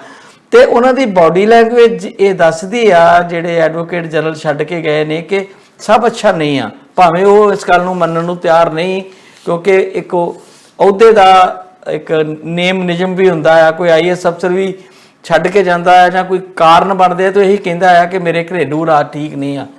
ਪਰ ਇੱਕ ਖਬਰ ਵੀ ਚੱਲ ਰਹੀ ਹੈ ਕਿਤੇ ਨਾ ਕਿਤੇ ਕਿ ਇੱਕ ਜੋਗਿੰਦਰ ਸਿੰਘ ਨਾਂ ਦੇ ਵਕੀਲ ਨੇ ਹਾਈ ਕੋਰਟ 'ਚ ਇੱਕ ਕੇਸ ਪਾਇਆ, ਜਿਹੜਾ ਕਿ ਰਾਘਵ ਚੱਡਾ ਦੀ ਨਿਯੁਕਤੀ ਨੂੰ ਚੈਲੰਜ ਕੀਤਾ ਕਿ ਇਹ ਇੱਦਾਂ ਕਰ ਹੀ ਨਹੀਂ ਸਕਦੀ ਸਰਕਾਰ। ਤੇ ਰਾਘਵ ਚੱਡਾ ਨੇ AG ਪੰਜਾਬ ਨੂੰ ਸੱਦ ਕੇ ਕਿਤੇ ਕਿਹਾ ਕਿ ਯਾਰ ਉਸ ਬੰਦੇ ਨੂੰ ਬਿਠਾ ਕੇ ਤੇ ਗੱਲ ਮੁਕਾਓ। ਤੇ ਉਹਨਾਂ ਕਿਹਾ ਜੀ ਉਹ ਬੰਦਾ ਬੜਾ ਅੜੀਆ ਲਿਆ, ਨੇ ਬੜੇ ਇਹੋ ਜਿਹੇ ਕੇਸ ਪਾਏ ਆ, ਉਹ ਤੇ CM ਦੀ ਵੀ ਗੱਲ ਸੁਣਨ ਨੂੰ ਤਿਆਰ ਨਹੀਂ, ਮੇਰੀ ਗੱਲ ਉੱਥੇ ਕਿਉਂ ਸੁਣੂਗਾ। ਇਸ ਗੱਲ ਤੋਂ ਲੈ ਕੇ ਤਕਰਾਰ ਹੋਇਆ ਤੇ ਰਾਘਵ ਚੱਡਾ ਨੇ ਕਿਤੇ ਕਹਿਤਾ ਕਿ ਜੇ ਇਹ ਮੇਰਾ ਇੰਨਾ ਕੰਮ ਨਹੀਂ ਤੁਸੀਂ ਕਰ ਸਕਦੇ ਤੇ ਫਿਰ ਤੁਸੀਂ ਬੈਠੇ ਕਾਹਦੇ ਲਈ, ਤੁਸੀਂ ਜਾਓ। ਯਾਨੀ ਕਿ ਉਹਨਾਂ ਦੇ ਮੂੰਹੋਂ ਸ਼ਬਦ ਨਿਕਲਿਆ ਕਿ ਤੁਸੀਂ ਅਸਤੀਫਾ ਦੇ ਦਿਓ। ਤੇ ਉਹਨਾਂ ਨੂੰ ਇਸ ਗੱਲ ਦਾ ਬੁਰਾ ਲੱਗਿਆ, ਉਹਨਾਂ ਅਸਤੀਫਾ ਦੇ ਦਿੱਤਾ। ਕੁਝ ਲੋਕ ਕਹਿ ਰਹੇ ਆ ਕਿ ਭਗਵੰਤ ਮਾਨ ਨੇ ਉਹਨਾਂ ਨੂੰ ਬੁਲਾਇਆ ਪਿਛਲੇ ਦਿਨੀ, ਜਿਹੜੀ ਮਨਮਨੌਤ ਚੱਲ ਰਹੀ ਸੀ। ਉਹਨਾਂ ਦੇ PA ਨੇ ਫੋਨ ਕੀਤਾ, ਜੀ ਤੁਹਾਡੇ ਨਾਲ ਬੇਅਦਬੀ ਮਾਮਲੇ ਦੇ ਉੱਤੇ ਬਹੁਤ ਜ਼ਰੂਰੀ ਡਿਸਕਸ਼ਨ ਕਰਨੀ ਹੈ, ਇਮੀਡੀਏਟਲੀ ਪਹੁੰਚੋ। AG ਸਾਹਿਬ ਆਪਣੇ ਕੰਮ ਧੰਦੇ ਛੱਡ ਕੇ ਤੇ CM ਨੂੰ ਮਿਲਣ ਚਲੇ ਗਏ। ਉੱਥੇ CM ਸਾਹਿਬ ਆਪ ਹੈ ਹੀ ਨਹੀਂ ਸੀਗੇ। ਉਹ ਜਿਹੜੇ PA ਸਾਹਿਬ ਨੇ ਬੁਲਾਇਆ, ਉਹ ਕਹਿੰਦਾ ਜੀ ਤੁਸੀਂ ਮੇਰੇ ਨਾਲ ਹੀ ਡਿਸਕਸ ਕਰ ਲਓ। ਉਹ ਕਹਿੰਦੇ ਯਾਰ ਕੋਈ ਪ੍ਰੋਟੋਕੋਲ ਹੁੰਦਾ CM ਨਾਲ। ਕਿਹਾ ਇਹ ਜਾਂਦਾ ਕਿ ਜਿਹੜਾ AG ਹੁੰਦਾ ਆ, ਸਾਰੀ ਅਫਸਰਸ਼ਾਹੀ ਤੋਂ ਅਲੱਗ ਤਰ੍ਹਾਂ ਦਾ ਬਿਹੇਵ ਹੁੰਦਾ ਉਹਦਾ CM ਨਾਲ। CM ਦਾ ਉਹ ਖਾਸ ਵਿਅਕਤੀ ਹੁੰਦਾ। ਤੇ ਉਹ PA ਸਾਹਿਬ ਕਹਿ ਰਹੇ ਆ ਆਪਣੀ ਅਥਾਰਟੀ ਵਰਤ ਕੇ ਤੁਸੀਂ ਮੇਰੇ ਨਾਲ ਹੀ ਬੇਅਦਬੀ ਮਾਮਲਾ ਡਿਸਕਸ ਕਰ ਲਓ। ਉਹ ਕਹਿੰਦੇ ਯਾਰ ਮੈਂ ਤੇਰੇ ਨਾਲ ਕਿੱਦਾਂ ਕਰ ਲਾਂ, CM ਨਾਲ ਕਰਨਾ। CM ਸਾਹਿਬ 1.5 ਘੰਟਾ ਲੇਟ ਆਉਂਦੇ ਆ, ਉੱਥੇ ਵੀ ਉਹਨਾਂ ਦੀ ਨਾਰਾਜ਼ਗੀ ਪੈਦਾ ਹੁੰਦੀ ਆ, ਹਾਲਾਂਕਿ ਉਹਨਾਂ ਨੇ ਸ਼ੋਅ ਨਹੀਂ ਕੀਤੀ। ਇਹੋ ਜਿਹੀਆਂ ਹੋਰ ਵੀ ਕਈ ਚੀਜ਼ਾਂ ਲੋਕੀ ਉਛਾਲ ਰਹੇ ਆ, ਉਹ 'ਚ ਕਿੰਨੀ ਕੁ ਸੱਚਾਈ ਆ ਅਸੀਂ ਉਹਦੀ ਤਸਦੀਕ ਨਹੀਂ ਕਰਦੇ, ਪਰ ਇਹ ਖਬਰਾਂ ਆ ਰਹੀਆਂ ਨੇ। ਬਿਲਕੁਲ ਖਬਰਾਂ ਆ ਰਹੀਆਂ, ਹੋਰ ਵੀ ਬੜੀਆਂ ਚੀਜ਼ਾਂ ਆ ਰਹੀਆਂ। ਇਸੇ ਕਰਕੇ ਜਦੋਂ ਅਸੀਂ ਕਹਿ ਰਹੇ ਸੀ ਵੀ 3 ਬੰਦਿਆਂ ਦਾ ਉਹਨਾਂ ਨੇ ਧੰਨਵਾਦ ਕੀਤਾ ਤੇ ਉਹ ਤਿੰਨਾਂ ਨਾਲ ਹੀ ਉਹਨਾਂ ਦੀ ਨਾਰਾਜ਼ਗੀ ਆ, ਧੰਨਵਾਦ ਇਨਵਰਟਡ ਕੌਮੇ ਕੀਤੀ। ਇਹ ਸਾਰਾ ਕੁਝ ਹੋਇਆ, ਗੱਲ ਠੀਕ ਹੈ, ਬਿਲਕੁਲ ਤੁਹਾਡੀ ਇਦਾਂ ਦਾ ਮਤਲਬ ਭਾਵੇਂ ਅਸੀਂ ਤਸਦੀਕ ਨਹੀਂ ਕਰਦੇ, ਉਹਨਾਂ ਦੇ ਬਾਵਜੂਦ ਜੇ ਇਹ ਗੱਲਾਂ ਆ ਰਹੀਆਂ, ਚੱਲ ਰਹੀਆਂ ਤੇ ਸਾਫ਼ ਤੌਰ ਦੇ ਉੱਤੇ ਫਿਰ ਉਹ ਨਾਰਾਜ਼ਗੀ ਇਹਨਾਂ ਮਸਲਿਆਂ ਦੇ ਉੱਤੇ AG ਸਾਹਿਬ ਜਿਹੜੇ ਚਲੇ ਗਏ ਹੁਣ ਉਹਨਾਂ ਦੀ ਦਿਖਾਈ ਦੇ ਰਹੀ ਹੈ। ਸੋ ਸਰਕਾਰ ਚਲਾਉਂਦਿਆਂ ਹੋਇਆਂ ਬਹੁਤ ਭਾਰੀ ਇਦਾਂ ਦੀਆਂ ਦਿੱਕਤਾਂ ਆਉਂਦੀਆਂ, ਮੁਸ਼ਕਲਾਂ ਆਉਂਦੀਆਂ ਜੀ। ਇਹਨਾਂ ਮੁਸ਼ਕਲਾਂ ਦੇ ਵਿੱਚ ਇਸੇ ਤਰ੍ਹਾਂ ਉਲਝੇ ਰਹੇ ਭਗਵੰਤ ਮਾਨ ਤੇ ਪੰਜਾਬ ਦੇ ਲੋਕਾਂ ਦੇ ਮਸਲਿਆਂ ਦਾ ਕੀ ਬਣੇਗਾ, ਕਿਉਂਕਿ ਇਹ ਉੱਪਰਲੇ ਲੈਵਲ ਦੇ ਜਿਹੜੇ ਮਾਮਲੇ ਆ, ਨਿਯੁਕਤੀਆਂ ਨੇ, ਦੂਜਾ ਤੀਜਾ ਇੱਕ ਤੋਂ ਲੈ ਕੇ ਦੂਜੀ ਨਿਯੁਕਤੀ, ਉਦੋਂ ਨਿਯੁਕਤੀਆਂ ਤੇ ਕਿਸੇ ਨੇ ਕੋਈ ਆ ਗਿਆ, ਕੋਈ ਚਲਾ ਗਿਆ, ਕਿਸੇ ਤੋਂ ਅਸਤੀਫਾ ਲੈ ਲਿਆ, ਕੋਈ ਨਵਾਂ ਅਪਾਇੰਟ ਕਰ ਦਿੱਤਾ। ਜੇ ਇਹਨਾਂ ਮਾਮਲਿਆਂ 'ਚ ਹੀ ਫਸੇ ਰਹਿਣਾ ਆ ਤੇ ਫਿਰ ਜਿਹੜੇ ਪੰਜਾਬ ਦੇ ਲੋਕਾਂ ਨਾਲ ਵਾਅਦੇ ਕੀਤੇ ਆ, ਪੰਜਾਬ ਨੂੰ ਜਿਹੜਾ ਪੈਰਾਂ ਸਿਰ ਖੜੇ ਕਰਨ ਦੀ ਜਿਹੜੀ ਫਿਰ ਤੋਂ ਪੰਜਾਬ ਦੀ ਜਿਹੜੀ ਸ਼ਾਨ ਜਿਹੜੀ ਬਹਾਲ ਕਰਨ ਦੀਆਂ ਗੱਲਾਂ, ਉਹ ਫਿਰ ਕਿਹੜੇ ਵੇਲੇ ਹੋਣਗੀਆਂ, ਕਦੋਂ ਹੋਣਗੀਆਂ। ਇਹ ਸਰਕਾਰ ਦਾ ਕੰਮ ਨਹੀਂ ਹੈ ਕਿ ਇਸ ਤਰ੍ਹਾਂ ਦੇ ਜਿਹੜੇ ਮਾਮਲੇ ਉਹਨਾਂ 'ਚ ਉਲਝੀ ਰਵੇ ਸਰਕਾਰ। ਤੇ ਕਦੀ ਸੁਣਿਆ ਨਹੀਂ ਸੀ ਕਿ ਮਤਲਬ ਆ ਪਿਛਲੀ ਸਰਕਾਰ ਦੇ ਦੌਰਾਨ ਹੀ ਬਹੁਤਾ ਪਤਾ ਲੱਗਾ ਵੀ ਹਾਂ ਵੀ ਨਿਯੁਕਤੀਆਂ ਨੂੰ ਲੈ ਕੇ ਇੰਨੇ ਬਾਵੇਲੇ ਜਿਹੜੇ ਆ ਹੁੰਦੇ ਆ, ਇੰਨੇ ਵਿਵਾਦ ਹੁੰਦੇ ਆ। ਜਦੋਂ ਚੰਨੀ ਸਰਕਾਰ ਦੇ ਵੇਲੇ ਲਗਾਤਾਰ ਇਹ ਨਿਯੁਕਤੀਆਂ ਜਿਹੜੀਆਂ ਉਹ ਜਿਹੜੀਆਂ ਸਵਾਲਾਂ ਦੇ ਘੇਰੇ 'ਚ ਰਹੀਆਂ। ਨਹੀਂ ਤਾਂ ਕੈਪਟਨ ਅਮਰਿੰਦਰ ਵੇਲੇ ਜਾਂ ਉਸ ਤੋਂ ਪਹਿਲਾਂ ਬਾਦਲਾਂ ਵੇਲੇ ਸਰਕਾਰ ਜਿਵੇਂ ਮਰਜ਼ੀ ਚੱਲਦੀ ਰਹੀ ਹੈ, ਪਰ ਨਿਯੁਕਤੀਆਂ ਦੇ ਮਾਮਲੇ 'ਚ ਇਸ ਤਰ੍ਹਾਂ ਦੀ ਜਿਹੜੀ ਖਲਬਲੀ ਜਿਹੜੀ ਆ ਕਦੇ ਨਹੀਂ ਸੀ ਦੇਖੀ ਗਈ।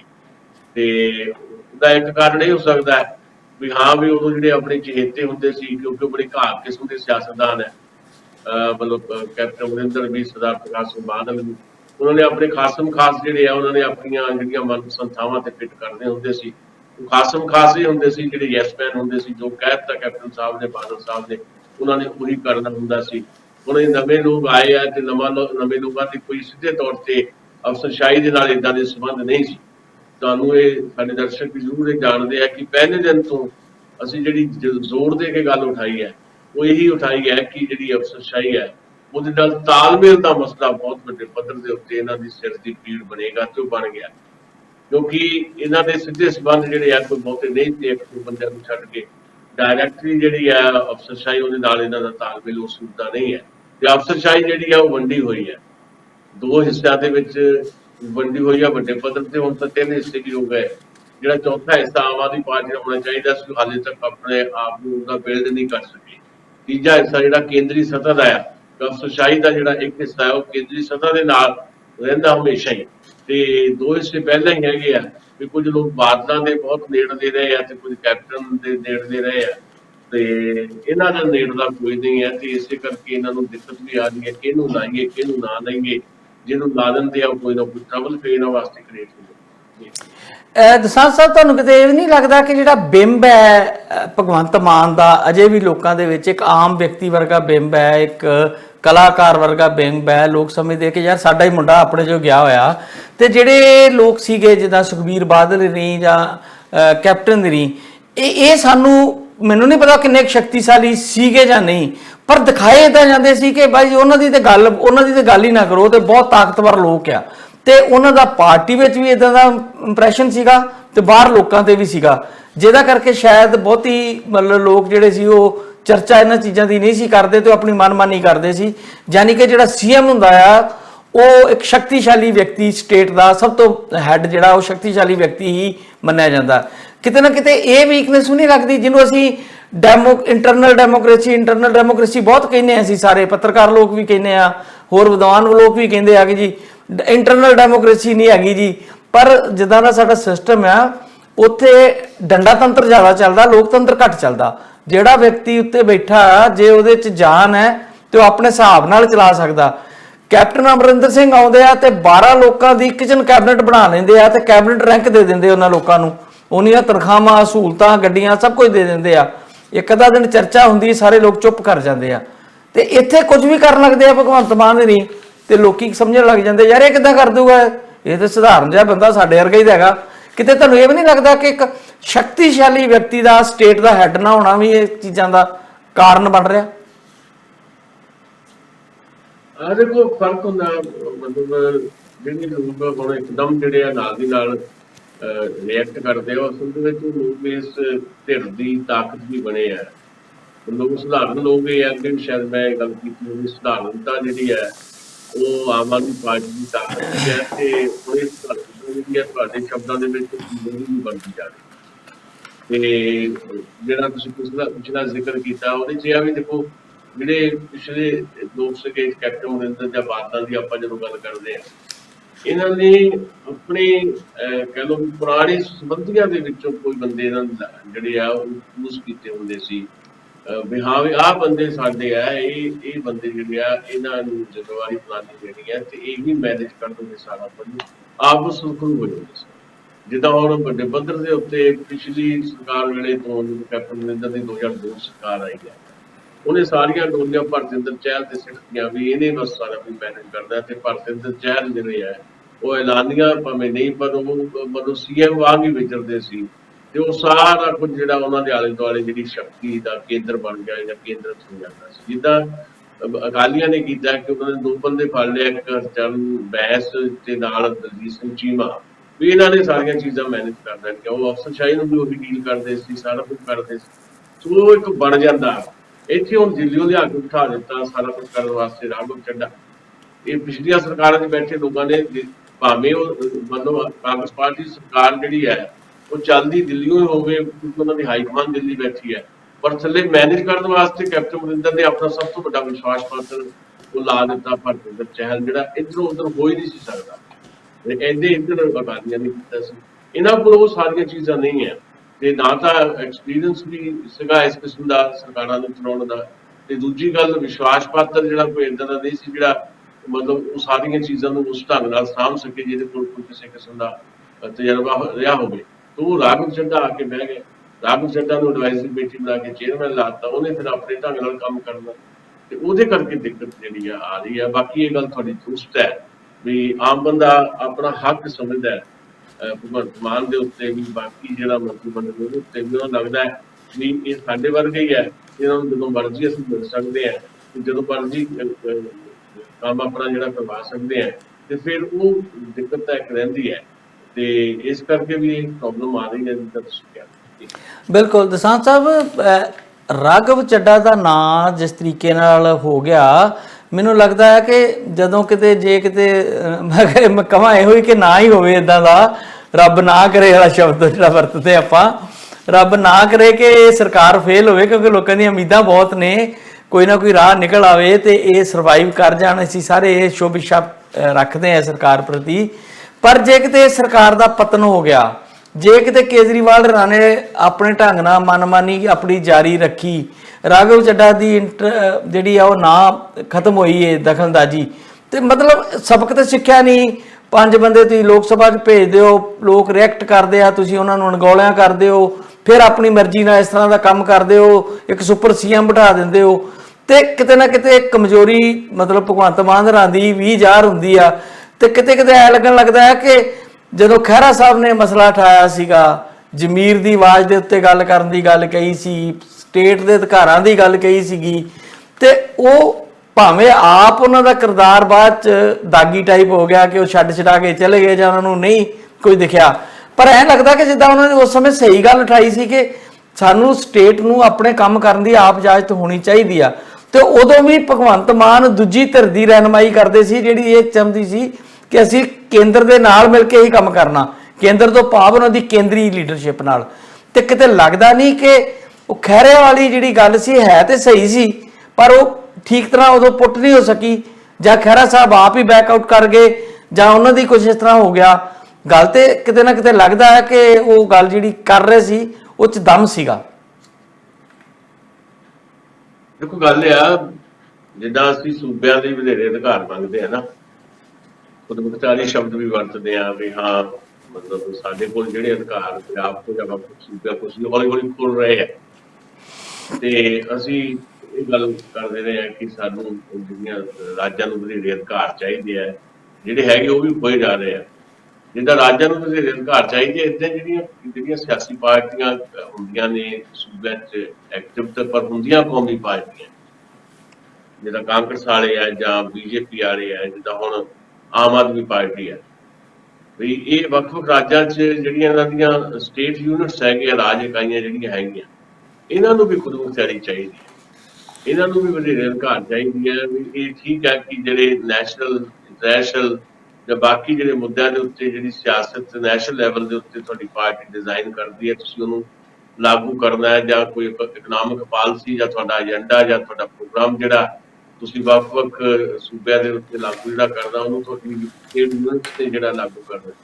ਪਰ ਉਹਨਾਂ ਨੂੰ ਖੁੱਲ੍ਹ ਜਿਹੜੀ ਹੈ ਚਾਹੀਦੀ ਹੈ ਸਟੇਟ ਯੂਨਿਟਸ ਨੂੰ, ਵੀ ਹਰ ਗੱਲ ਵਾਸਤੇ ਉਹਨਾਂ ਨੂੰ ਆਪਣੀ ਕੌਮੀ ਲੀਡਰਸ਼ਿਪ ਵੱਲ ਨਾ ਦੇਖਣਾ ਪਵੇ, ਦਿੱਲੀ ਵੱਲ ਨਾ ਦੇਖਣਾ ਪਵੇ। ਇਹੀ ਗੱਲ ਜਿਹੜੀ ਆ ਉਠਾਈ ਜਾ ਰਹੀ ਸੀ ਸੁਖਪਾਲ ਸੁਖੈਰੇ ਵੱਲੋਂ ਜਾਂ ਬਾਕੀ ਲੋਕਾਂ ਵੱਲੋਂ, ਕਿ ਹਾਂ ਪੰਜਾਬ ਦੇ ਯੂਨਿਟ ਜਿਹੜੇ ਆ ਉਹਨੂੰ ਇਹ ਅਖਤਿਆਰ ਹੋਵੇ ਕਿ ਹਾਂ ਜੇ ਉਹਨੇ ਕੋਈ ਡਿਸੀਜਨ ਲੈਣੇ ਤੋਂ ਲੈ ਸਕਣ, ਕੋਈ ਉਹਨਾਂ ਦੇ ਉੱਤੇ ਥੋਪਿਆ ਨਾ ਜਾਵੇ। ਪਰ ਹੋ ਗਿਆ ਉਲਟ, ਤੇ ਉਹ ਏਦਾਂ ਹੋ ਗਿਆ ਕਿ ਹਰ ਗੱਲ ਵਾਸਤੇ ਜਿਹੜਾ ਉਹਨਾਂ ਨੂੰ ਮੁਨੱਸਰ ਰਹਿਣਾ ਪਿਆ, ਜਾਂ ਡਿਪੈਂਡੈਂਸੀ ਜਿਹੜੀ ਹੋ ਗਈ ਹੈ, ਤੇ ਕੁਝ ਵੀ ਤੁਸੀਂ ਆਪਣੀ ਮਰਜ਼ੀ ਦੇ ਨਾਲ ਜਾਂ ਜੋ ਤੁਹਾਡੇ ਹਿੱਤ ਦੇ ਵਿੱਚ ਹੈ ਸੂਬੇ ਦੇ, ਉਹ ਕੁਝ ਵੀ ਏਦਾਂ ਦਾ ਤੁਸੀਂ ਨਹੀਂ ਕਰ ਪਾਉਂਦੇ ਜਿਹੜਾ ਕਰਨ ਦੀ ਖੁੱਲ੍ਹ ਦੀ ਗੱਲ ਜਿਹੜੀ ਤੁਸੀਂ ਕਰ ਰਹੇ ਆ, ਜਿਹਦੇ ਕਰਕੇ ਫਿਰ ਇਹ ਮੁਸ਼ਕਿਲ ਸਥਿਤੀ ਜਿਹੜੀ ਹੈ ਉਹ ਬਣ ਗਈ ਹੈ। ਪਰ ਜਿੱਦਾਂ ਤੁਸੀਂ ਵੀ ਕਿਹਾ ਵੀ ਜੇ ਇਹ ਦਖਲਅੰਦਾਜ਼ੀ ਜਿਹੜੀ ਹੈ ਇਸ ਰੂਪ ਦੇ ਵਿੱਚ ਚੱਲਦੀ ਰਹੀ, ਜੇ ਆਊਟ ਆਫ ਵੇ ਆ ਕੇ ਅਰਵਿੰਦ ਕੇਜਰੀਵਾਲ ਨੇ ਆਪਣਾ ਰਾਜ ਜਿਹੜਾ ਹੈ ਉਹ ਪੰਜਾਬ 'ਚ ਜਿਹੜਾ ਸਥਾਪਿਤ ਕਰਨ ਦਾ ਜਿਹੜਾ ਰਸਤਾ ਅਖਤਿਆਰ ਕੀਤਾ, ਉਹਦੇ ਤੋਂ ਨਾ ਉਹ ਪਾਸੇ ਹਟੇ, ਤਾਂ ਦਿੱਕਤ ਬਹੁਤ ਵੱਧ ਸਕਦੀ ਹੈ। ਮੈਂ ਤਾਂ ਸੋਚਦਾ ਸੀ ਵੀ ਇਹ ਨਾਰਾਜ਼ਗੀਆਂ ਇਹ ਸਾਰਾ ਕੁਝ ਜੇ ਅੱਗੇ ਵੱਧ ਗਿਆ ਤਾਂ ਪੋਸੀਬਿਲਿਟੀ ਹੈ, ਕਿਉਂਕਿ ਜਿਹੜੇ 92 ਵਿਧਾਇਕ ਹੈ ਉਹਨਾਂ 'ਚੋਂ ਤਾਂ ਕੋਈ ਪੁੱਛਦਾ ਨਹੀਂ ਹੈ। ਪਤਾ ਨਹੀਂ ਕਿਹੜੇ ਵੇਲੇ ਅਰਵਿੰਦ ਕੇਜਰੀਵਾਲ ਉਹਨਾਂ ਸਾਰੇ ਵਿਧਾਇਕਾਂ ਦੀ ਸੀਟ ਖਾਲ ਕਰਦਾ ਹੈ ਤੇ ਉਹਨੂੰ ਇੱਕ ਨਵਾਂ ਡਿਸੀਜਨ ਜਿਹੜਾ ਹੈ ਸਾਡੇ ਸਾਹਮਣੇ ਆ ਜਾਵੇ। ਕਿਸੇ ਵੇਲੇ ਵੀ ਕੋਈ ਹੈਰਾਨ ਕਰਨ ਵਾਲਾ ਫੈਸਲਾ ਜਿਹੜਾ ਹੈ, ਇਹ ਨਹੀਂ ਮੈਂ ਕਹਿੰਦਾ ਸਵੇਰੇ ਆ ਜਾਣਾ, ਪਰ ਕੁਝ ਸਮੇਂ ਬਾਅਦ ਕਿਸੇ ਵੇਲੇ ਵੀ ਕੋਈ ਇਹਦਾ ਹੈਰਾਨ ਕਰਨ ਵਾਲਾ ਫੈਸਲਾ। ਬਿਲਕੁਲ ਤੁਸੀਂ ਠੀਕ ਨਿਸ਼ਾਨਦੇਹੀ ਕਰ ਰਹੇ ਹੋ। ਹਾਲਾਤ ਇਸ ਪਾਸੇ ਜਾ ਰਹੇ ਆ। ਹੋ ਸਕਦਾ ਇਸ ਤਰ੍ਹਾਂ ਦੀ ਕੋਈ ਵੱਡੀ ਘਟਨਾਕ੍ਰਮ ਆਪਾਂ ਹੁਣ ਨਹੀਂ ਤੇ ਹੋਰ 2-4 ਮਹੀਨਿਆਂ ਨੂੰ ਦੇਖੀਏ, ਉਦੋਂ ਤੱਕ ਬਹੁਤ ਦੇਰ ਹੋ ਚੁੱਕੀ ਹੋਏਗੀ ਭਗਵੰਤ ਮਾਨ ਲਈ ਤੇ ਪੰਜਾਬ ਦੇ ਚੁਣੇ ਹੋਏ ਐਮਐਲਏ ਵਾਸਤੇ ਕਿ ਉਹ ਆਪਣੇ ਅਧਿਕਾਰਾਂ ਦੀ ਰਾਖੀ ਨਹੀਂ ਕਰ ਸਕੇ। ਤੇ ਜਿੱਦਾਂ ਨਿੱਕੇ ਹੁੰਦੇ ਸਾਨੂੰ ਪੜ੍ਹਾਇਆ ਜਾਂਦੇ ਸੀ ਨਾ ਸਕੂਲਾਂ 'ਚ, ਕਿਸੇ ਮੁਗਲਾਂ ਦੇ ਪਤਨ ਦੇ ਕਾਰਨ ਕੀ ਸੀ ਤੇ ਮਰਾਠਿਆਂ ਦੇ ਬਹਾਰਨ ਦੇ ਕਾਰਨ ਕੀ ਸੀ, ਤੇ ਉਦੋਂ ਫਿਰ ਇਹ ਚੀਜ਼ਾਂ ਵੇਖਿਆ ਕਰਾਂਗੇ ਕਿ ਰਾਘਵ ਚੱਡਾ ਪੰਜਾਬ ਵਿੱਚ ਬਣੇ ਬਣਾਏ ਸਾਰੇ ਕੰਮ ਦਾ ਐਪੀਸੋਡ ਦਾ ਖਾਤਮਾ ਕਰਨ ਦਾ ਕਾਰਨ ਬਣਿਆ, ਜਦੋਂ ਕਿਤੇ ਪਤਨ ਦੇ ਕਾਰਨ ਕਿਤੇ ਗਿਣਾਏ ਗਏ ਤਾਂ। ਸੋ ਬਹੁਤ ਬਹੁਤ ਤੁਹਾਡਾ ਸ਼ੁਕਰੀਆ ਜੀ, ਧੰਨਵਾਦ। ਅੱਜ ਦਾ ਸਮਾਂ ਸਾਡਾ ਖਤਮ ਹੈ, ਕੱਲ ਦੇ ਪ੍ਰੋਗਰਾਮ 'ਚ ਦੁਬਾਰਾ ਗੱਲਾਂ ਬਾਤਾਂ ਕਰਾਂਗੇ। ਬਹੁਤ ਸ਼ੁਕਰੀਆ ਜੀ। ਰਾਜਨੀਤੀ ਦੀ ਹਰੇਕ ਰਣਨੀਤੀ ਤੋਂ ਜਾਣੂ ਕਰਵਾਉਂਦਾ, ਸਿਸਟਮ ਵਿੱਚ ਪਸਰੇ ਭ੍ਰਿਸ਼ਟਾਚਾਰ ਨੂੰ ਉਜਾਗਰ ਕਰਦਾ। ਇਹ ਹੈ ਟੀਵੀ ਪੰਜਾਬੀ ਦੁਨੀਆ, ਆਪਣੀ ਬੋਲੀ ਆਪਣਾ ਮਾਣ।